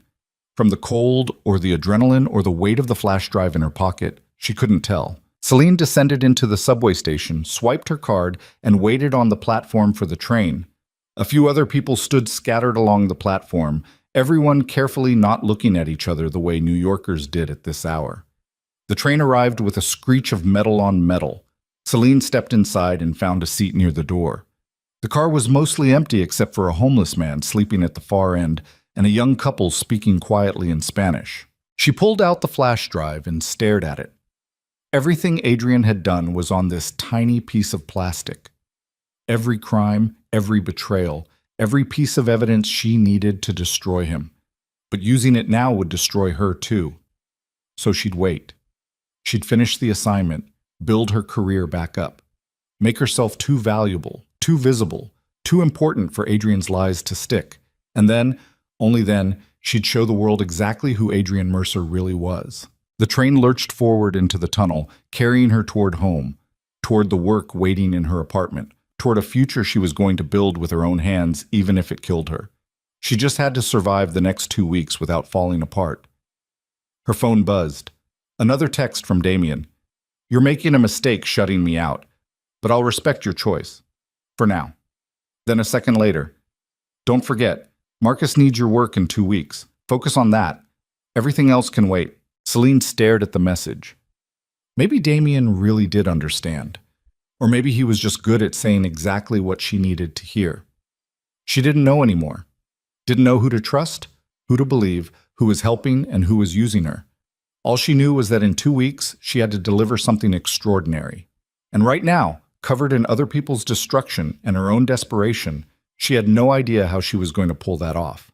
The train emerged from the tunnel into an elevated section, and through the scratched windows, Celine could see the city sprawling out in every direction. Millions of lights, millions of stories, millions of people fighting their own battles. She was just one more. Celine didn't sleep for the next 13 days. She shot during the day, tracking down the women on Marcus's list, sitting with them in their apartments and offices and studios, listening to their stories of failure and reinvention while her camera captured the truth beneath their words. At night, she edited until her eyes burned and her hands cramped, pushing through exhaustion with coffee and sheer willpower. The assignment became everything. The only thing. The singular focus that kept her from thinking about Adrian's threats or Damien's silence or the flash drive hidden in her desk drawer like a loaded gun. She photographed Elena Reyes, a former tech CEO who'd lost her company to a hostile takeover and spent 2 years rebuilding from nothing. The image Celine captured showed Elena's hands, scarred from working construction jobs to pay rent, holding her new company's business card. She photographed Jordan Price, a chef who'd been blacklisted after speaking out against workplace harassment. Jordan stood in her new restaurant kitchen at 4 in the morning, flour dusting her forearms, her expression fierce and exhausted and alive. She photographed Maya Sullivan, an artist who'd survived her gallery dropping her after a public mental health crisis. Maya sat surrounded by the paintings she'd created during her breakdown, violent slashes of color and rage that galleries now fought to display. Each woman's story was different, but they all had the same look in their eyes, that particular kind of hardness that came from being destroyed and choosing to stand back up anyway. Celine knew that look. She saw it in her own mirror every morning. By day 12, she had shot 9 of the 10 subjects. The images were raw, unflinching, exactly what Marcus had asked for. Not pretty, not comfortable, just human. But she was missing the 10th subject. The list Marcus had given her included a name at the bottom with no contact information, just a note scrawled in his handwriting. TBD, waiting on confirmation. Celine had called his office 3 times asking about it. Each time his assistant said Marcus was handling it personally, that she'd have the information soon. On day 13 at 11 o'clock at night, Marcus finally called. "I found your 10th subject," he said without preamble. Celine sat up from where she'd been slumped over her laptop. "Who?" "Isabella Chen." The name meant nothing to Celine. "Okay, what's her story?" Marcus was quiet for a moment. "She was engaged to Damien Vale 6 years ago. He was nobody back then, just another guy with startup capital and big dreams. She left him for his business partner 2 weeks before the wedding, took half his company, nearly destroyed him. Celine's blood went cold. What? It's one of the most infamous betrayals in the New York business community. Vale spent 3 years in court getting his company back, then another 2 systematically destroying his ex-partner's reputation. Isabella disappeared from public life entirely. Until now. Where is she? Brooklyn. She agreed to meet tomorrow at noon. I'm texting you the address. Marcus paused. You didn't know about this? No? Interesting. Vale never mentioned it? Celine's hands were shaking. Damien had mentioned Isabella that night at the gala, told her the story of betrayal, the lesson he'd learned about people only caring about what benefits them most. But he'd never said her last name, never suggested she was still in New York, never mentioned she might be part of this assignment. This is a conflict of interest, Celine said. I can't photograph Damien's ex. Why not? Because he's... She stopped. What was Damien to her exactly? Not her boyfriend, not even really her friend. He'd helped her, yes. Introduced her to the right people, opened doors. But she still didn't know why. Still didn't understand what he actually wanted from her. He's involved in your life, Marcus finished. I know, that's why this is perfect. How is this perfect? Because if you can photograph the woman who taught Damien Vale how to survive betrayal, and do it honestly without making it about him, then you'll prove you're a real photographer, not just someone he's propping up. Marcus's voice was firm. Tomorrow, noon. Don't miss it. He hung up. Celine sat there in the dark of her apartment, her laptop screen the only light, staring at the text message with Isabella's address. This was a test. Marcus was testing whether she could separate her personal life from her work, whether she was strong enough to photograph difficult truths even when they hit too close to home. And maybe, probably, Damien had known this was coming. Maybe this whole assignment had been leading here from the beginning. Celine grabbed her phone and pulled up Damien's number. She'd barely spoken to him in almost 2 weeks. A few brief texts about the assignment, nothing personal. He'd given her space like he'd promised, or he'd been waiting for this moment. Her thumb hovered over the call button, then she set the phone down. No. She'd finish the assignment first. Shoot Isabella, complete the work, deliver it to Marcus. Then she'd deal with whatever game Damien was playing. The address Marcus had sent led to a small photography studio in Williamsburg, tucked between a coffee roaster and a vintage furniture shop. Celine arrived 10 minutes early, her camera bag heavy on her shoulder, her hand steady despite the knot of anxiety in her gut. The studio door was propped open. Inside, natural light poured through enormous windows, illuminating white walls covered in black and white portraits. The work was good, technically perfect, emotionally distant. The kind of photography that looked impressive but didn't make you feel anything. A woman stood by the windows adjusting a camera on a tripod. Isabella Chen was smaller than Celine expected. Petite, Asian, maybe 35, with straight black hair cut in a sharp bob, and the kind of bone structure that cameras loved. She wore all black, jeans, turtleneck, boots, and moved with precise efficiency. She looked up when Celine entered. You're early. So are you. Isabella's mouth curved slightly, not quite a smile. Marcus said you'd be professional. I appreciate that. She gestured to a chair positioned near the window. I assume you want to start with the interview portion? Celine set her camera bag down carefully. Actually, I'd like to talk first, off the record. Isabella's eyebrows lifted. About? Damien.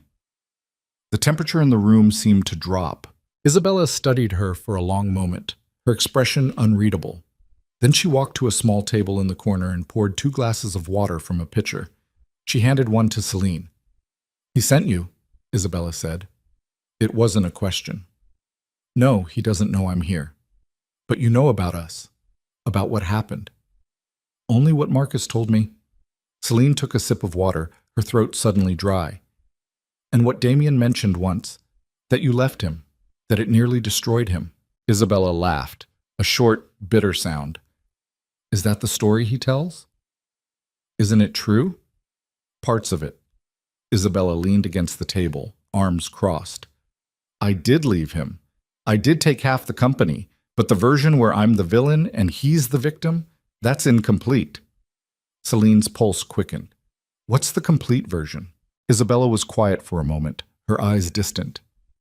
Damien and I met in college. He was brilliant, ambitious, absolutely certain he was going to change the world. I fell in love with that certainty, with the way he saw potential in everything. She paused. Including me. What changed? He did. Or maybe I just finally saw who he really was.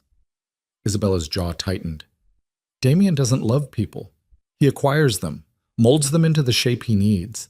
And if you don't fit that shape, if you want something different than what he's planned, you become a problem to solve. The words hit Celine like ice water. When I told him I wanted to delay the wedding so I could finish my graduate program, he scheduled the ceremony anyway. When I said I wanted to keep my own apartment, he signed a lease on a place big enough for both of us without asking.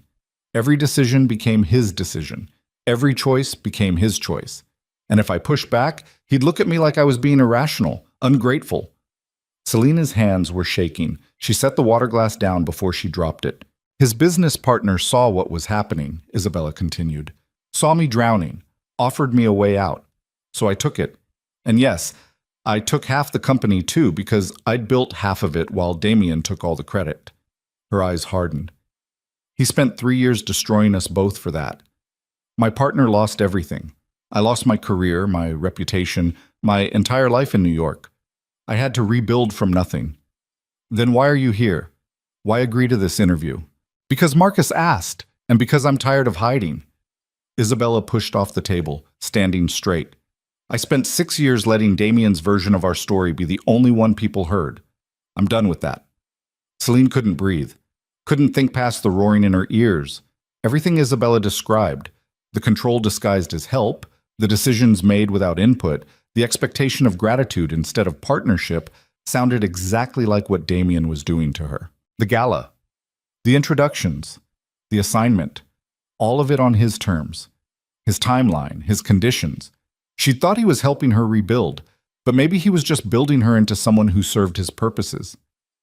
He's doing it to you too, isn't he? Isabella said quietly. Celine looked up sharply. What?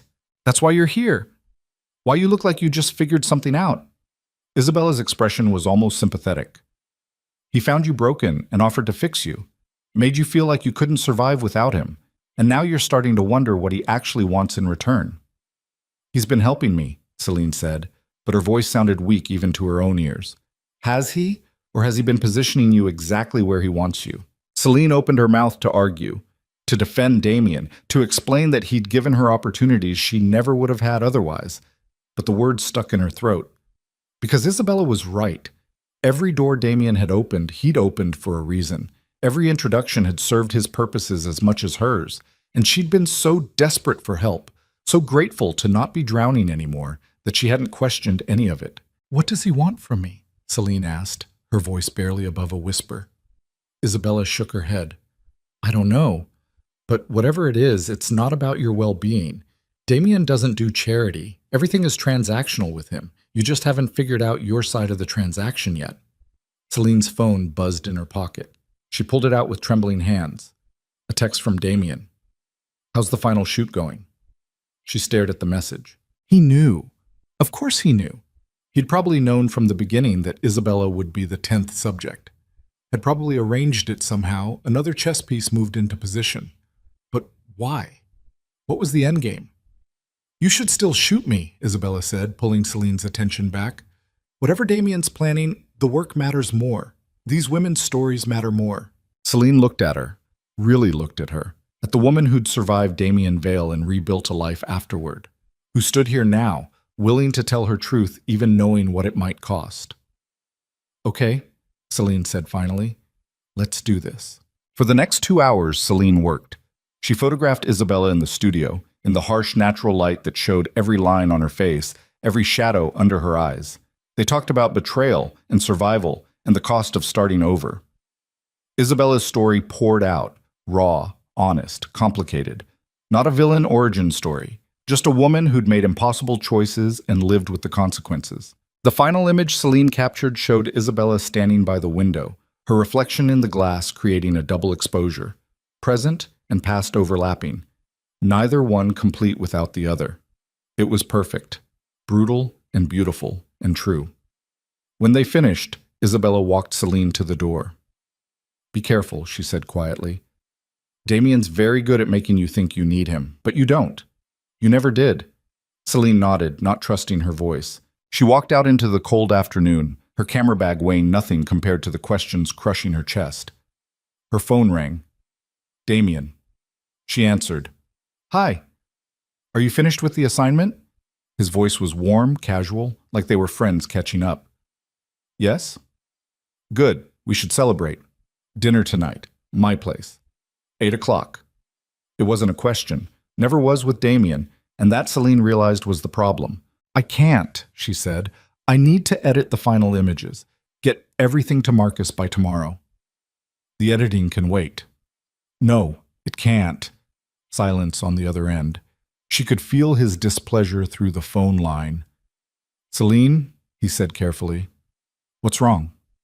Nothing. I'm just focused on the work. You're lying again. I'm hanging up now. Don't. The single word was sharp, commanding. Celine's hand tightened on the phone. Don't tell me what to do. I'm not telling you. I'm asking. No, you're not. You never ask, Damien. You just decide things and expect everyone to go along with it. Another silence. Longer this time. When he spoke again, his voice was cold. You talked to Isabella. Yes. And she told you I'm some kind of monster. She told me her version of what happened, which is very different from yours. She's bitter, vindictive. She's been trying to ruin my reputation for years. Or maybe she's just telling the truth. Damien's laugh was harsh. You think you know the truth after one conversation, after she spent 2 hours poisoning you against me? I think I've been too grateful to ask the right questions. Celine's voice was shaking now, anger and fear mixing together. Why did you really approach me that day in the coffee shop? Why did you offer to help me? I told you, I saw potential. Potential for what? What do you actually want from me, Damien? I want... He stopped. She could hear him breathing, trying to control his temper. I've invested significant time and resources into your career, Celine. I've opened doors most photographers would kill for. I've given you opportunities you never would have had without me. And this is how you repay that? By accusing me of having ulterior motives? You haven't answered the question. The question is insulting. Then the answer should be easy. Celine's heart was hammering. Tell me why you helped me. What you want in return. Because Isabella's right. You don't do anything without a reason. Isabella doesn't know me anymore. Then help me know you, right now. What do you want? The silence stretched out so long Celine thought he might have hung up. Then Damien said very quietly, I want you to trust me. Why?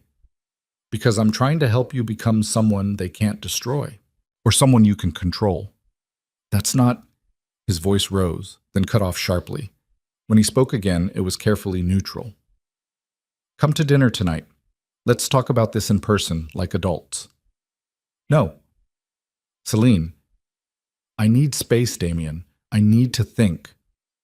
You're making a mistake. Maybe. But like I said before, it's mine to make. She hung up. Her hands were shaking so badly she nearly dropped the phone. Celine stood on the sidewalk, people rushing past her, the city continuing its endless motion around her frozen moment. Everything was falling apart. Adrian was trying to destroy her with fraud and fake police reports. Damien might be using her for reasons she didn't understand. And in less than 24 hours, she had to deliver a completed assignment that could make or break her entire future. Her phone buzzed again. Another text from Damien. You want the truth? Fine. Come to the gala tonight. The Blackwell Winter Charity event. Same place where this all started. I'll be there. So will Adrian. And you'll see exactly what I've been trying to protect you from. Celine stared at the message. The Blackwell again. Full circle. A second text came through. Or don't come. Finish your assignment. Play it safe. But you'll never know what you missed. It was manipulation. Obviously. Dangling information she wanted, making her come to him on his terms. But it was also an answer. Whatever Damien had been planning, whatever this had all been leading toward, it was happening tonight. Celine pulled up her text thread with Marcus. Assignment complete. Can I drop off the files tonight instead of tomorrow? His response came immediately. Tonight works. My office. 6 p.m. She had 3 hours to edit the final images, compile the portfolio, and deliver it to Marcus. Then she'd decide whether to go to the gala, whether to find out what Damien had really been planning all along. Mike. Celine barely remembered the editing process. Her hands moved on autopilot, adjusting exposure and contrast, selecting the strongest images, arranging them in order that told the complete story. 10 women, 150 images, each one a testament to survival and transformation. The final image in the series was Isabella's double exposure portrait. Celine stared at it for a long moment. Then she saved the file and burned everything to a drive. At exactly 6 o'clock, she walked into Marcus's office. He was waiting, glasses pushed up on his head, sleeves rolled up. "Let's see it." Celine handed him the drive. Marcus plugged it into his computer and pulled up the images one by one. His expression gave nothing away. He just clicked through them slowly, studying each one. Celine's heart hammered in the silence. Finally, after what felt like hours, Marcus sat back. "These are extraordinary," he said. Celine's breath released in a rush. "Really? You did exactly what I asked. You showed the truth, not the pretty version, the real version." He gestured at the screen. "This one of Jordan Price in her kitchen. You can see the exhaustion, the determination, the absolute refusal to quit. It's visceral." "Thank you." "And this one." He pulled up Isabella's portrait. "Who is she?" Celine's throat tightened. "Her name is Isabella Chen. She's a photographer. Her story is complicated." "They're all complicated. That's what makes them interesting." Marcus studied the image. "There's something different about this one, though. It feels more personal." Because it was personal. Because looking at Isabella's face, Celine had seen her own future. The version where she survived Damien's control and rebuilt on her own terms. "I'm putting these in the March issue," Marcus said. "Cover feature, your name on the masthead. And I want you to consider a follow-up series for later this year. Similar concept, different subjects." Celine couldn't speak, could barely process what he was saying. This was it. Everything she'd been working toward. The career she'd given up, the dream she'd buried, all of it coming back to life. "Thank you," she managed finally. Marcus pulled a contract from his desk drawer. "Standard contributor agreement. Sign here and here. I'll have accounting set up your payment." Celine signed with shaking hands. When she left Marcus's office 20 minutes later, the sun had already set. The city was shifting into night, lights flickering on in windows, people heading to dinners and parties, and lives that didn't involve constant crisis. Celine stood on the sidewalk, her empty camera bag on her shoulder, and checked her phone. 3 missed calls from Damien, 2 text messages. "The gala starts at 8. You have an hour to decide." And then, sent 5 minutes ago, "Adrian just arrived. With Vivian. Whatever you think you know about them, you're wrong. Come find out why." Celine's jaw clenched. She should go home, should celebrate finishing the assignment, should let Damien and Adrian destroy each other without her. But she couldn't, because if Damien was telling the truth, if there was something about Adrian she didn't know, something that changed everything, she needed to know what it was. The flash drive was still hidden in her apartment, loaded with evidence of Adrian's crimes, evidence she'd been planning to use once her career was secure. But what if there was more? What if Damien had been gathering his own evidence all along? Celine pulled out her phone and called a car. She was going to the gala. Not because Damien told her to, but because she was done letting other people control the narrative of her life. The Blackwell Ballroom looked exactly the same as it had 6 weeks ago. Crystal chandeliers, marble floors, wealthy people in expensive clothes, pretending to care about charity while actually caring about status. But Celine was different. She wore black this time. Simple dress, no jewelry, hair pulled back. She looked like someone who didn't need to impress anyone, someone who had come for a purpose. The security guard at the entrance checked her name against the guest list. "You're not on here," he said. "Check again." "I'm Damien Vale's guest." The guard made a call, listened, then nodded and stepped aside. "Go ahead." Celine walked into the ballroom. The crowd parted for her without her asking. She'd learned that much from Damien, how to move through rooms like she belonged there, like she owned every space she occupied. She spotted Adrian immediately. He stood near the bar with Vivian on his arm, both of them dressed like they hadn't lost everything. Adrian wore a tuxedo that probably cost more than he could afford. Vivienne wore red again, same desperate grab for attention she always reached for. They looked perfect. They looked terrified. Adrian saw Celine and his face went white. She walked straight toward them. "We need to talk," she said when she reached them. Adrian's jaw clenched. "There's nothing to talk about. The police report, the forged loans, all of it." Celine kept her voice low, calm. "I have evidence, Adrian. Everything Vivienne gave me, and I'm going to use it unless you withdraw everything. Tonight." Vivienne's eyes widened. "I didn't think you'd actually—" "Shut up," Adrian hissed at her. Then to Celine, "You're bluffing. Try me." Adrian's hands curled into fists at his sides. Around them, people were starting to notice the confrontation, conversations dying, eyes turning toward them. "You really want to do this here?" Adrian asked, his voice shaking with barely controlled rage. "I want you to fix what you broke. Sign documents withdrawing the police report, cancel the credit lines in my name, or I go to the authorities with evidence of fraud. You'll destroy yourself too. Maybe, but I'll take you down with me." Celine stepped closer, close enough that only he could hear her next words. "And unlike you, I don't have anything left to lose." Adrian's face twisted. For a second, she thought he might actually hit her. Then a hand landed on her shoulder. Damien. He'd appeared out of nowhere, immaculate in his tuxedo, his expression unreadable. "Causing a scene, Adrian?" Damien asked mildly. "This doesn't concern you, Vale." "Actually, it does." Damien's hand tightened on Celine's shoulder. "Since I'm the one who's been documenting your financial crimes for the past month." The bottom dropped out of Celine's stomach. Adrian went even paler. "What? Did you really think I'd let you destroy her without consequences?" Damien's smile was cold, dangerous.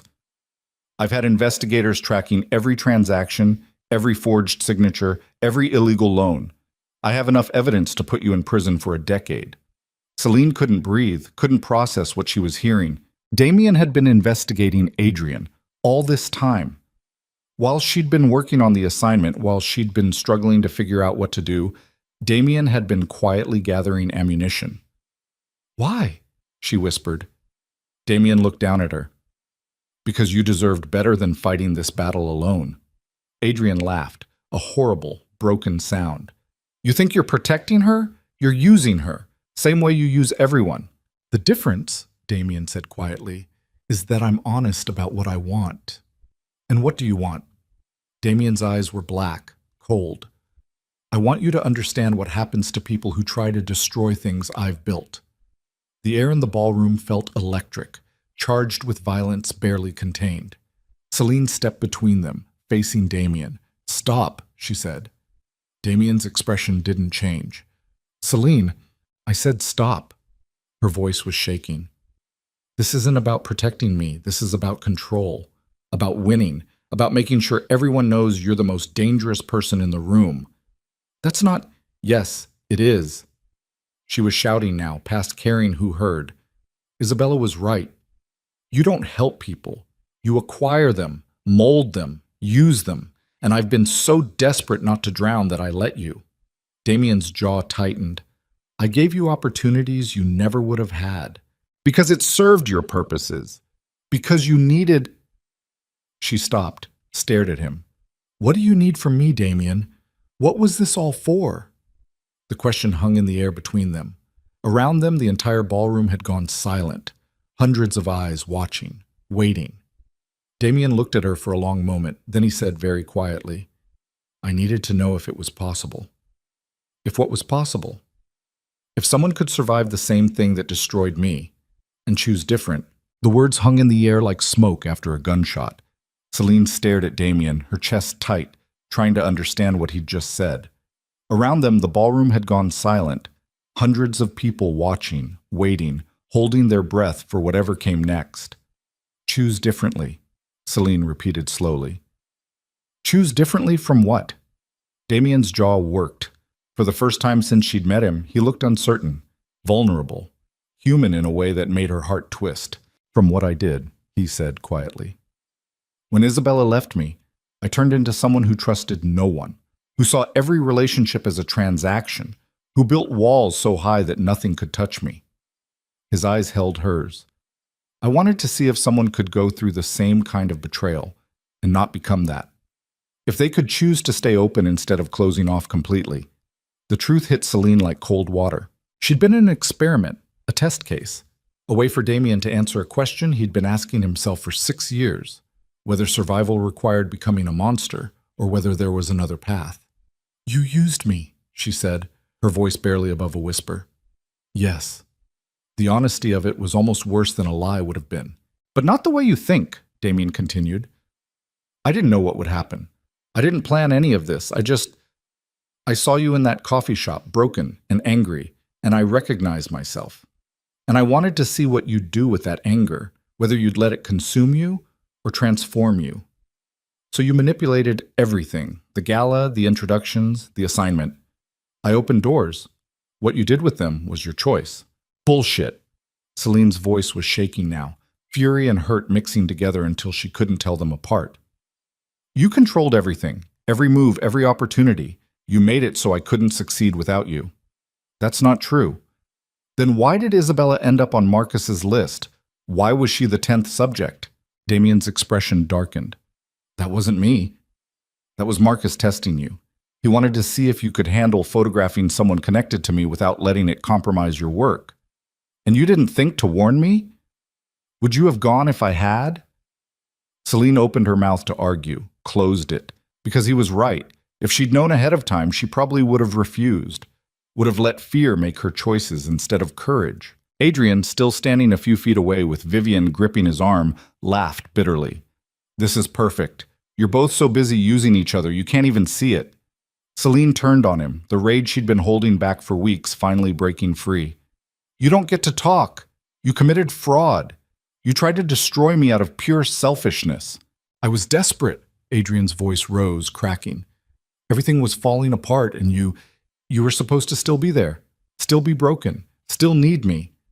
But instead you showed up here looking like you'd never cared about me at all, and He stopped, his face twisting. "I couldn't stand it. Couldn't stand watching you succeed while I lost everything. So you tried to drag me down with you." "Yes." The admission came out raw, defeated. "And I'm sorry. I know that doesn't fix anything. I know I'm—" He looked at Vivian, then back at Celine. "I'm a coward. I always have been. I hurt the people who loved me because I couldn't stand the idea of them seeing how weak I really am." Vivian's eyes filled with tears. "Adrian—" "Don't." He pulled away from her. "You deserve better too. You always did. I just convinced you that I was the best you could get because I needed someone who wouldn't see through me." The confession spread through the ballroom like wildfire. People leaning in, phones probably recording, tomorrow's gossip already being written.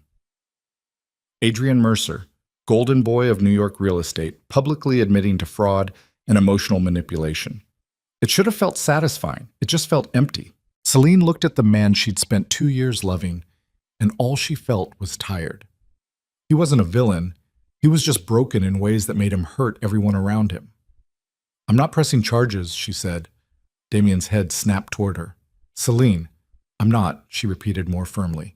"On one condition. You sign paperwork removing my name from every loan, every credit line, every document. You withdraw the police report, and you stay the hell away from me for the rest of your life." Adrian nodded quickly, desperately. "Yes. Anything. I'll sign whatever you need. Damien has lawyers who will draw up the documents. You'll sign them tonight, and then you'll leave." Adrian looked like he wanted to argue.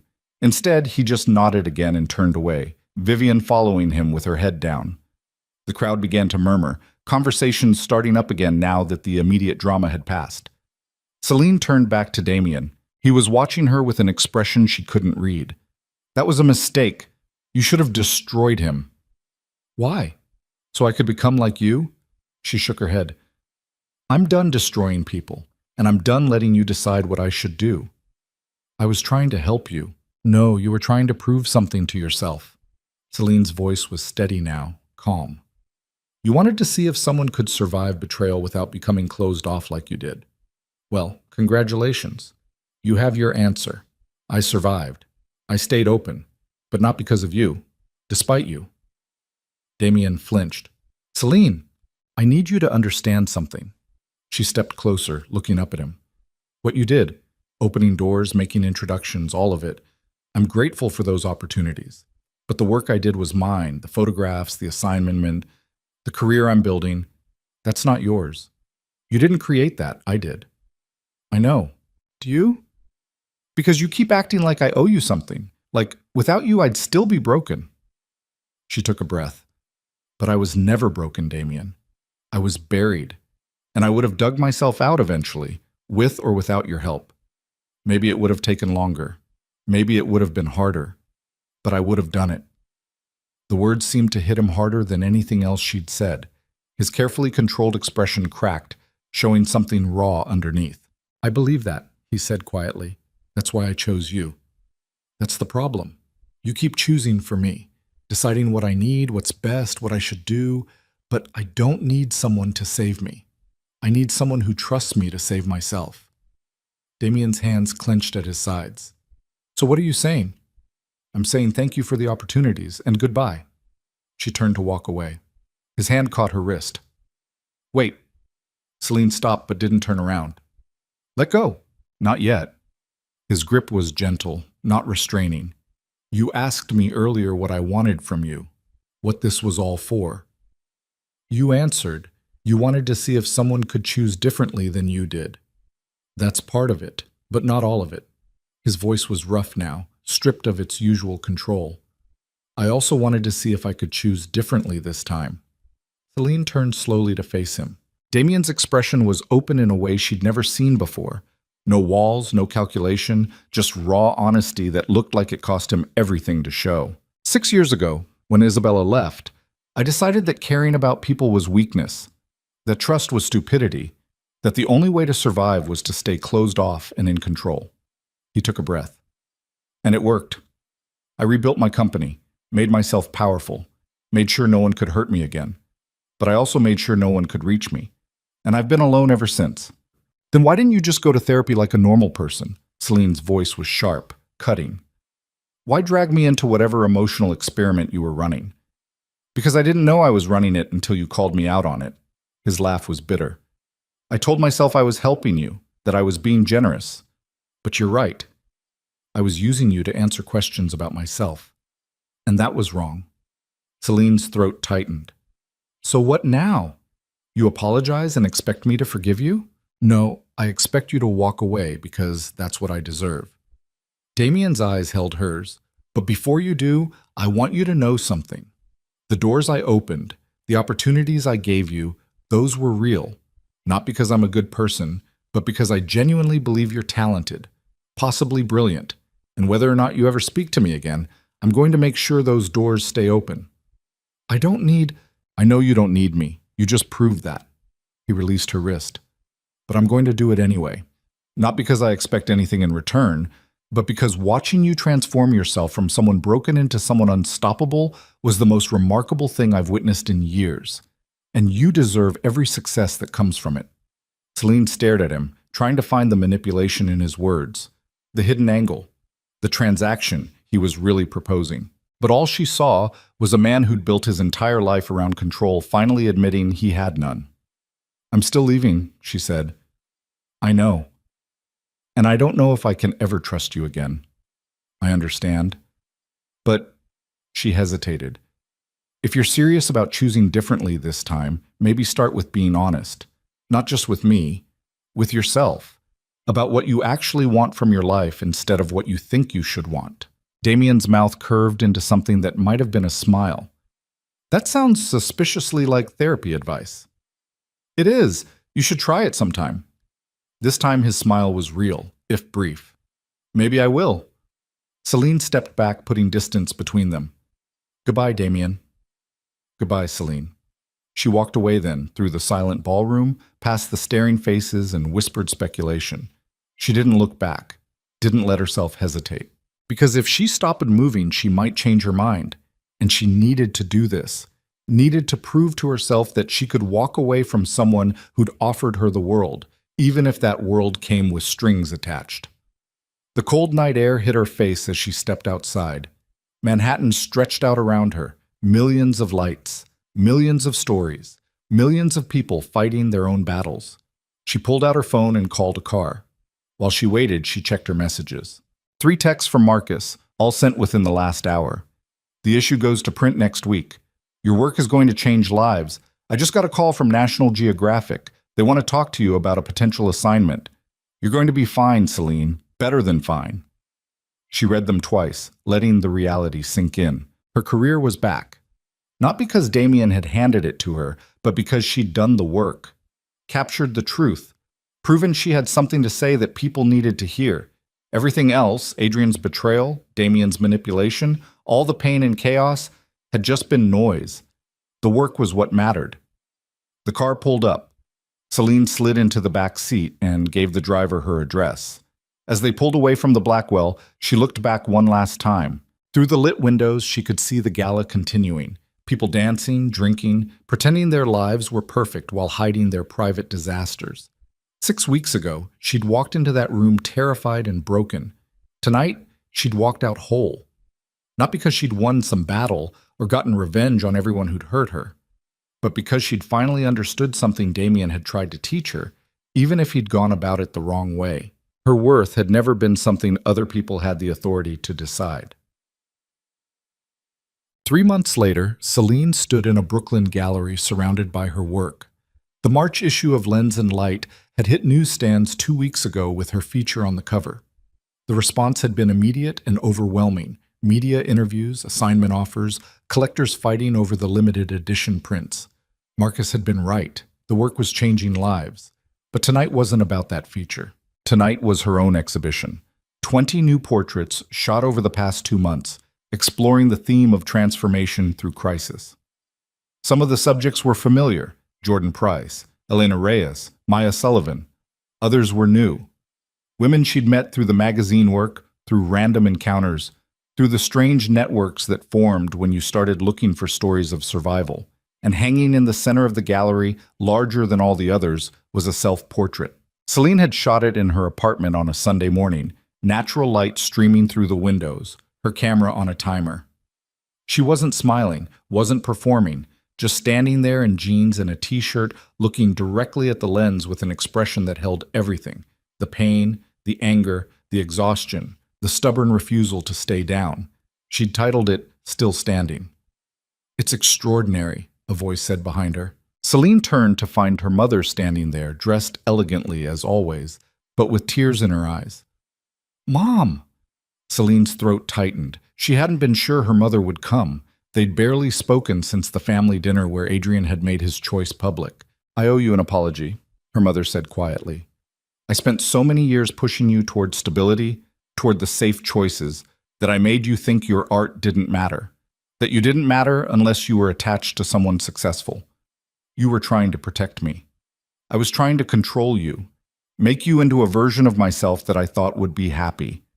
Her mother's hand trembled as she reached out, then dropped. "But I was wrong, and I'm sorry."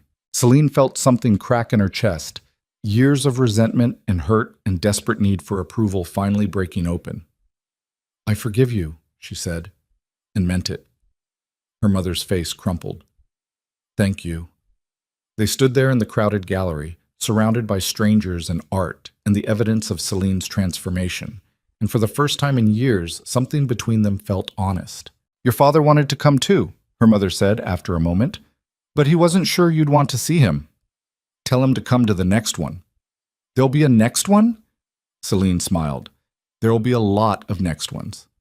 Her mother squeezed her hand and moved away to look at the other portraits. Celine walked through the gallery, listening to fragments of conversation, watching people engage with her work. A journalist from the Times was interviewing one of her subjects. A collector was negotiating with the gallery owner about purchasing a print. Critics she recognized from publications she'd read for years were studying the images with serious expressions. This was real. This was happening. She'd built this, from ruins and rage and refusal to stay small. "Celine Voss?" She turned to find a woman in her 60s extending a hand. Silver hair, sharp eyes, expensive suit. "Helen Park," the woman said. "I run the Park Foundation. We fund emerging artists through grants and residencies." Celine shook her hand. Nice to meet you. I've been following your work since the lens and light feature. You have a remarkable eye. Helen gestured at the exhibition. And this confirms it. I'd like to discuss a potential residency program. 6 months, fully funded, working with communities who've experienced collective trauma, natural disasters, economic collapse, that sort of thing. Celine's pulse quickened. That sounds incredible. It would be challenging. Remote locations, difficult subjects, but I think you're equipped to handle it. Helen pulled a business card from her purse. Call my office next week. Let's talk details. She walked away before Celine could respond. Celine stared at the business card, her heart hammering. 6 months ago, her entire life had been tied to one man, one relationship, one narrow definition of success that had required making herself smaller. Now she had opportunities coming from directions she'd never imagined, and every single one of them existed because she'd refused to stay buried. Congratulations. The voice made her turn. Damien stood a few feet away, hands in his pockets, looking uncomfortable in a way she'd never seen before. He wore a dark gray suit, no tie, his hair slightly disheveled like he'd been running his hands through it. Celine's stomach twisted. What are you doing here? I was invited. Your gallery sent an announcement to their mailing list. He gestured around the space. I won't stay if you don't want me here. She should tell him to leave, should maintain the boundary she'd set 3 months ago when she'd walked out of the Blackwell and told him goodbye. But part of her, the part that still didn't fully understand what had happened between them, wanted to hear what he had to say. You can stay, she said finally. But if you're here to take credit for any of this, I'm not. Damien looked at the self-portrait hanging behind her. That's all you. I can see it in every image. The work is yours. They stood in awkward silence for a moment. Then Damien said, I've been in therapy. Celine's eyebrows lifted. Really? Twice a week for the past 2 months. He paused, searching for words. Difficult, uncomfortable, but necessary. What made you start? You did, when you told me to be honest with myself about what I actually want. He met her eyes. Turns out I've been lying to myself for years about a lot of things. Like what? Like whether power and success actually make me happy. Whether control is the same thing as safety. Whether being alone is really protection or just punishment I've been inflicting on myself. His mouth curved into a self-deprecating smile. My therapist has a lot to say about my avoidance patterns. Despite everything, Celine felt herself smile. I bet she does. I'm not expecting anything from you, Damien said quickly. I'm not here to ask for forgiveness or another chance or anything. I just wanted you to know that what you said mattered. It changed something. Celine studied him. He looked different somehow, softer around the edges, less like a fortress and more like a person. I'm glad, she said honestly. I also wanted to tell you that Adrian signed all the documents. Everything's been cleared from your name, the loans, the police report, all of it. I know. His lawyer sent me confirmation last month. And Vivian left him, moved to California, I heard. Good for her. Damien nodded. Then, carefully, are you happy? The question caught her off guard. Celine looked around the gallery, at her work on the walls, at the people engaging with it, at the future spreading out before her like an open road. Yes, she said, and meant it. Not every minute, not perfectly, but yes, I'm happy. Good. Damien's voice was rough. That's good. He started to turn away. Damien, Celine called. He stopped. Thank you, she said, for the opportunities you opened. Even if your reasons were complicated, the doors were real, and I'm grateful. Something crossed his face, relief maybe, or gratitude of his own. You would have found those doors eventually, he said. I just moved up the timeline. Maybe, but I'll take the head start. Damien smiled then, a real smile, warm and unguarded. Take care of yourself, Celine. You too. He walked toward the exit, stopping once to look at one of the portraits near the door, the image of Jordan Price in her kitchen, exhausted and determined and alive. Then he was gone. Celine stood there for a moment, letting herself feel the closure of it. Not a happy ending, not a dramatic reconciliation, just two people acknowledging what they'd been to each other and choosing to move forward separately. It was enough. Celine, Marcus pushed through the crowd, grinning. The Times critic just told me this is the best new work she's seen all year. You're going to be a household name by tomorrow. Let's not get ahead of ourselves. I'm serious. This is exactly what the photography world needs right now. Raw, honest, human. He grabbed her arm. Come on. There's someone from the Whitney who wants to meet you.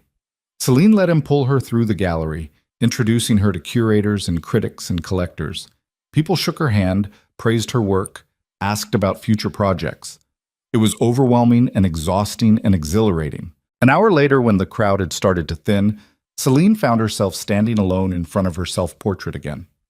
Still standing, she read aloud, testing the title. It was true. She was still standing, not because she'd won some battle or gotten revenge on everyone who'd hurt her, but because she'd learned that survival wasn't about becoming hard enough that nothing could touch you. It was about staying soft enough to feel everything, the pain, the joy, the messiness of being human, and choosing to keep going anyway. Her phone buzzed. A text from an unknown number. She opened it cautiously.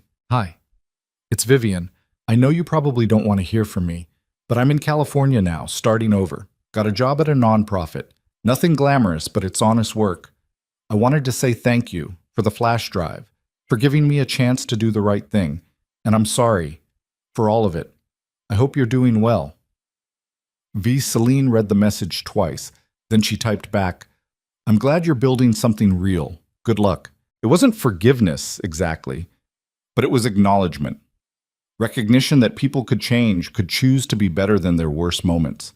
Maybe someday they'd rebuild some version of sisterhood, or maybe they wouldn't. Either way, Celine's worth wasn't tied to whether Vivian found redemption. Her phone buzzed again, this time from a number she recognized. Isabella Chen. Saw the exhibition announcement. Can't make it tonight, but wanted to say congratulations. You did exactly what I hoped you would. Told the truth without letting it destroy you. Proud of you. Celine smiled and typed back, thank you for everything, for being brave enough to share your story. That's what we do, right? Survive and tell the truth about it. Good luck with everything, Celine. You're going to do remarkable things. Celine pocketed her phone and walked to the gallery windows. Outside, Brooklyn spread out in the darkness. Streetlights and car headlights, and the distant glow of Manhattan across the river. The city that had almost broken her. The city she'd learned to survive in. The city that was now hers in a way it had never been before. Someone touched her elbow. She turned to find the gallery owner, smiling. We've sold 8 prints already, he said, and I have 3 museums asking about a traveling exhibition. This is incredible, Celine. Thank you for believing in the work. Thank you for creating it. He squeezed her shoulder and moved away to handle another customer. Celine stood there as the night deepened, watching her reflection in the gallery window overlay the city beyond it. 6 months ago, she'd been drowning, buried under other people's betrayals and her own mistakes. Now she was building something that belonged entirely to her, not because she'd become harder or colder or more ruthless, but because she'd learned that her worth was never something other people had the authority to decide. She was enough. She'd always been enough. She just hadn't known it until she'd lost everything and discovered that she could rebuild from nothing. The gallery lights dimmed slightly as the exhibition began to close for the night. The last few visitors filtered out, thanking her, praising her work, promising to follow her career. Celine walked through the space one more time, looking at each portrait, remembering the stories behind them. The women who'd survived and transformed, the ones who'd refused to let failure be the end of their stories. She was one of them now. Not a victim, not a survivor, just a woman who'd been knocked down and chosen to stand back up. And that choice, made every single day, in small moments and large ones, was the only victory that mattered. Celine grabbed her jacket and walked out into the Brooklyn night. The air was cold but not harsh. Spring was coming. She could feel it in the slight softening of the wind, the promise of warmth underneath the chill. She started walking toward the subway, no particular hurry, just moving through the city like she belonged there. Because she did. This was her city, her life, her story. And she was just getting started. Somewhere above, stars pushed through the light pollution, small, distant, but stubbornly visible. Celine looked up at them and smiled. Then she descended into the subway station and headed home, ready for whatever came next.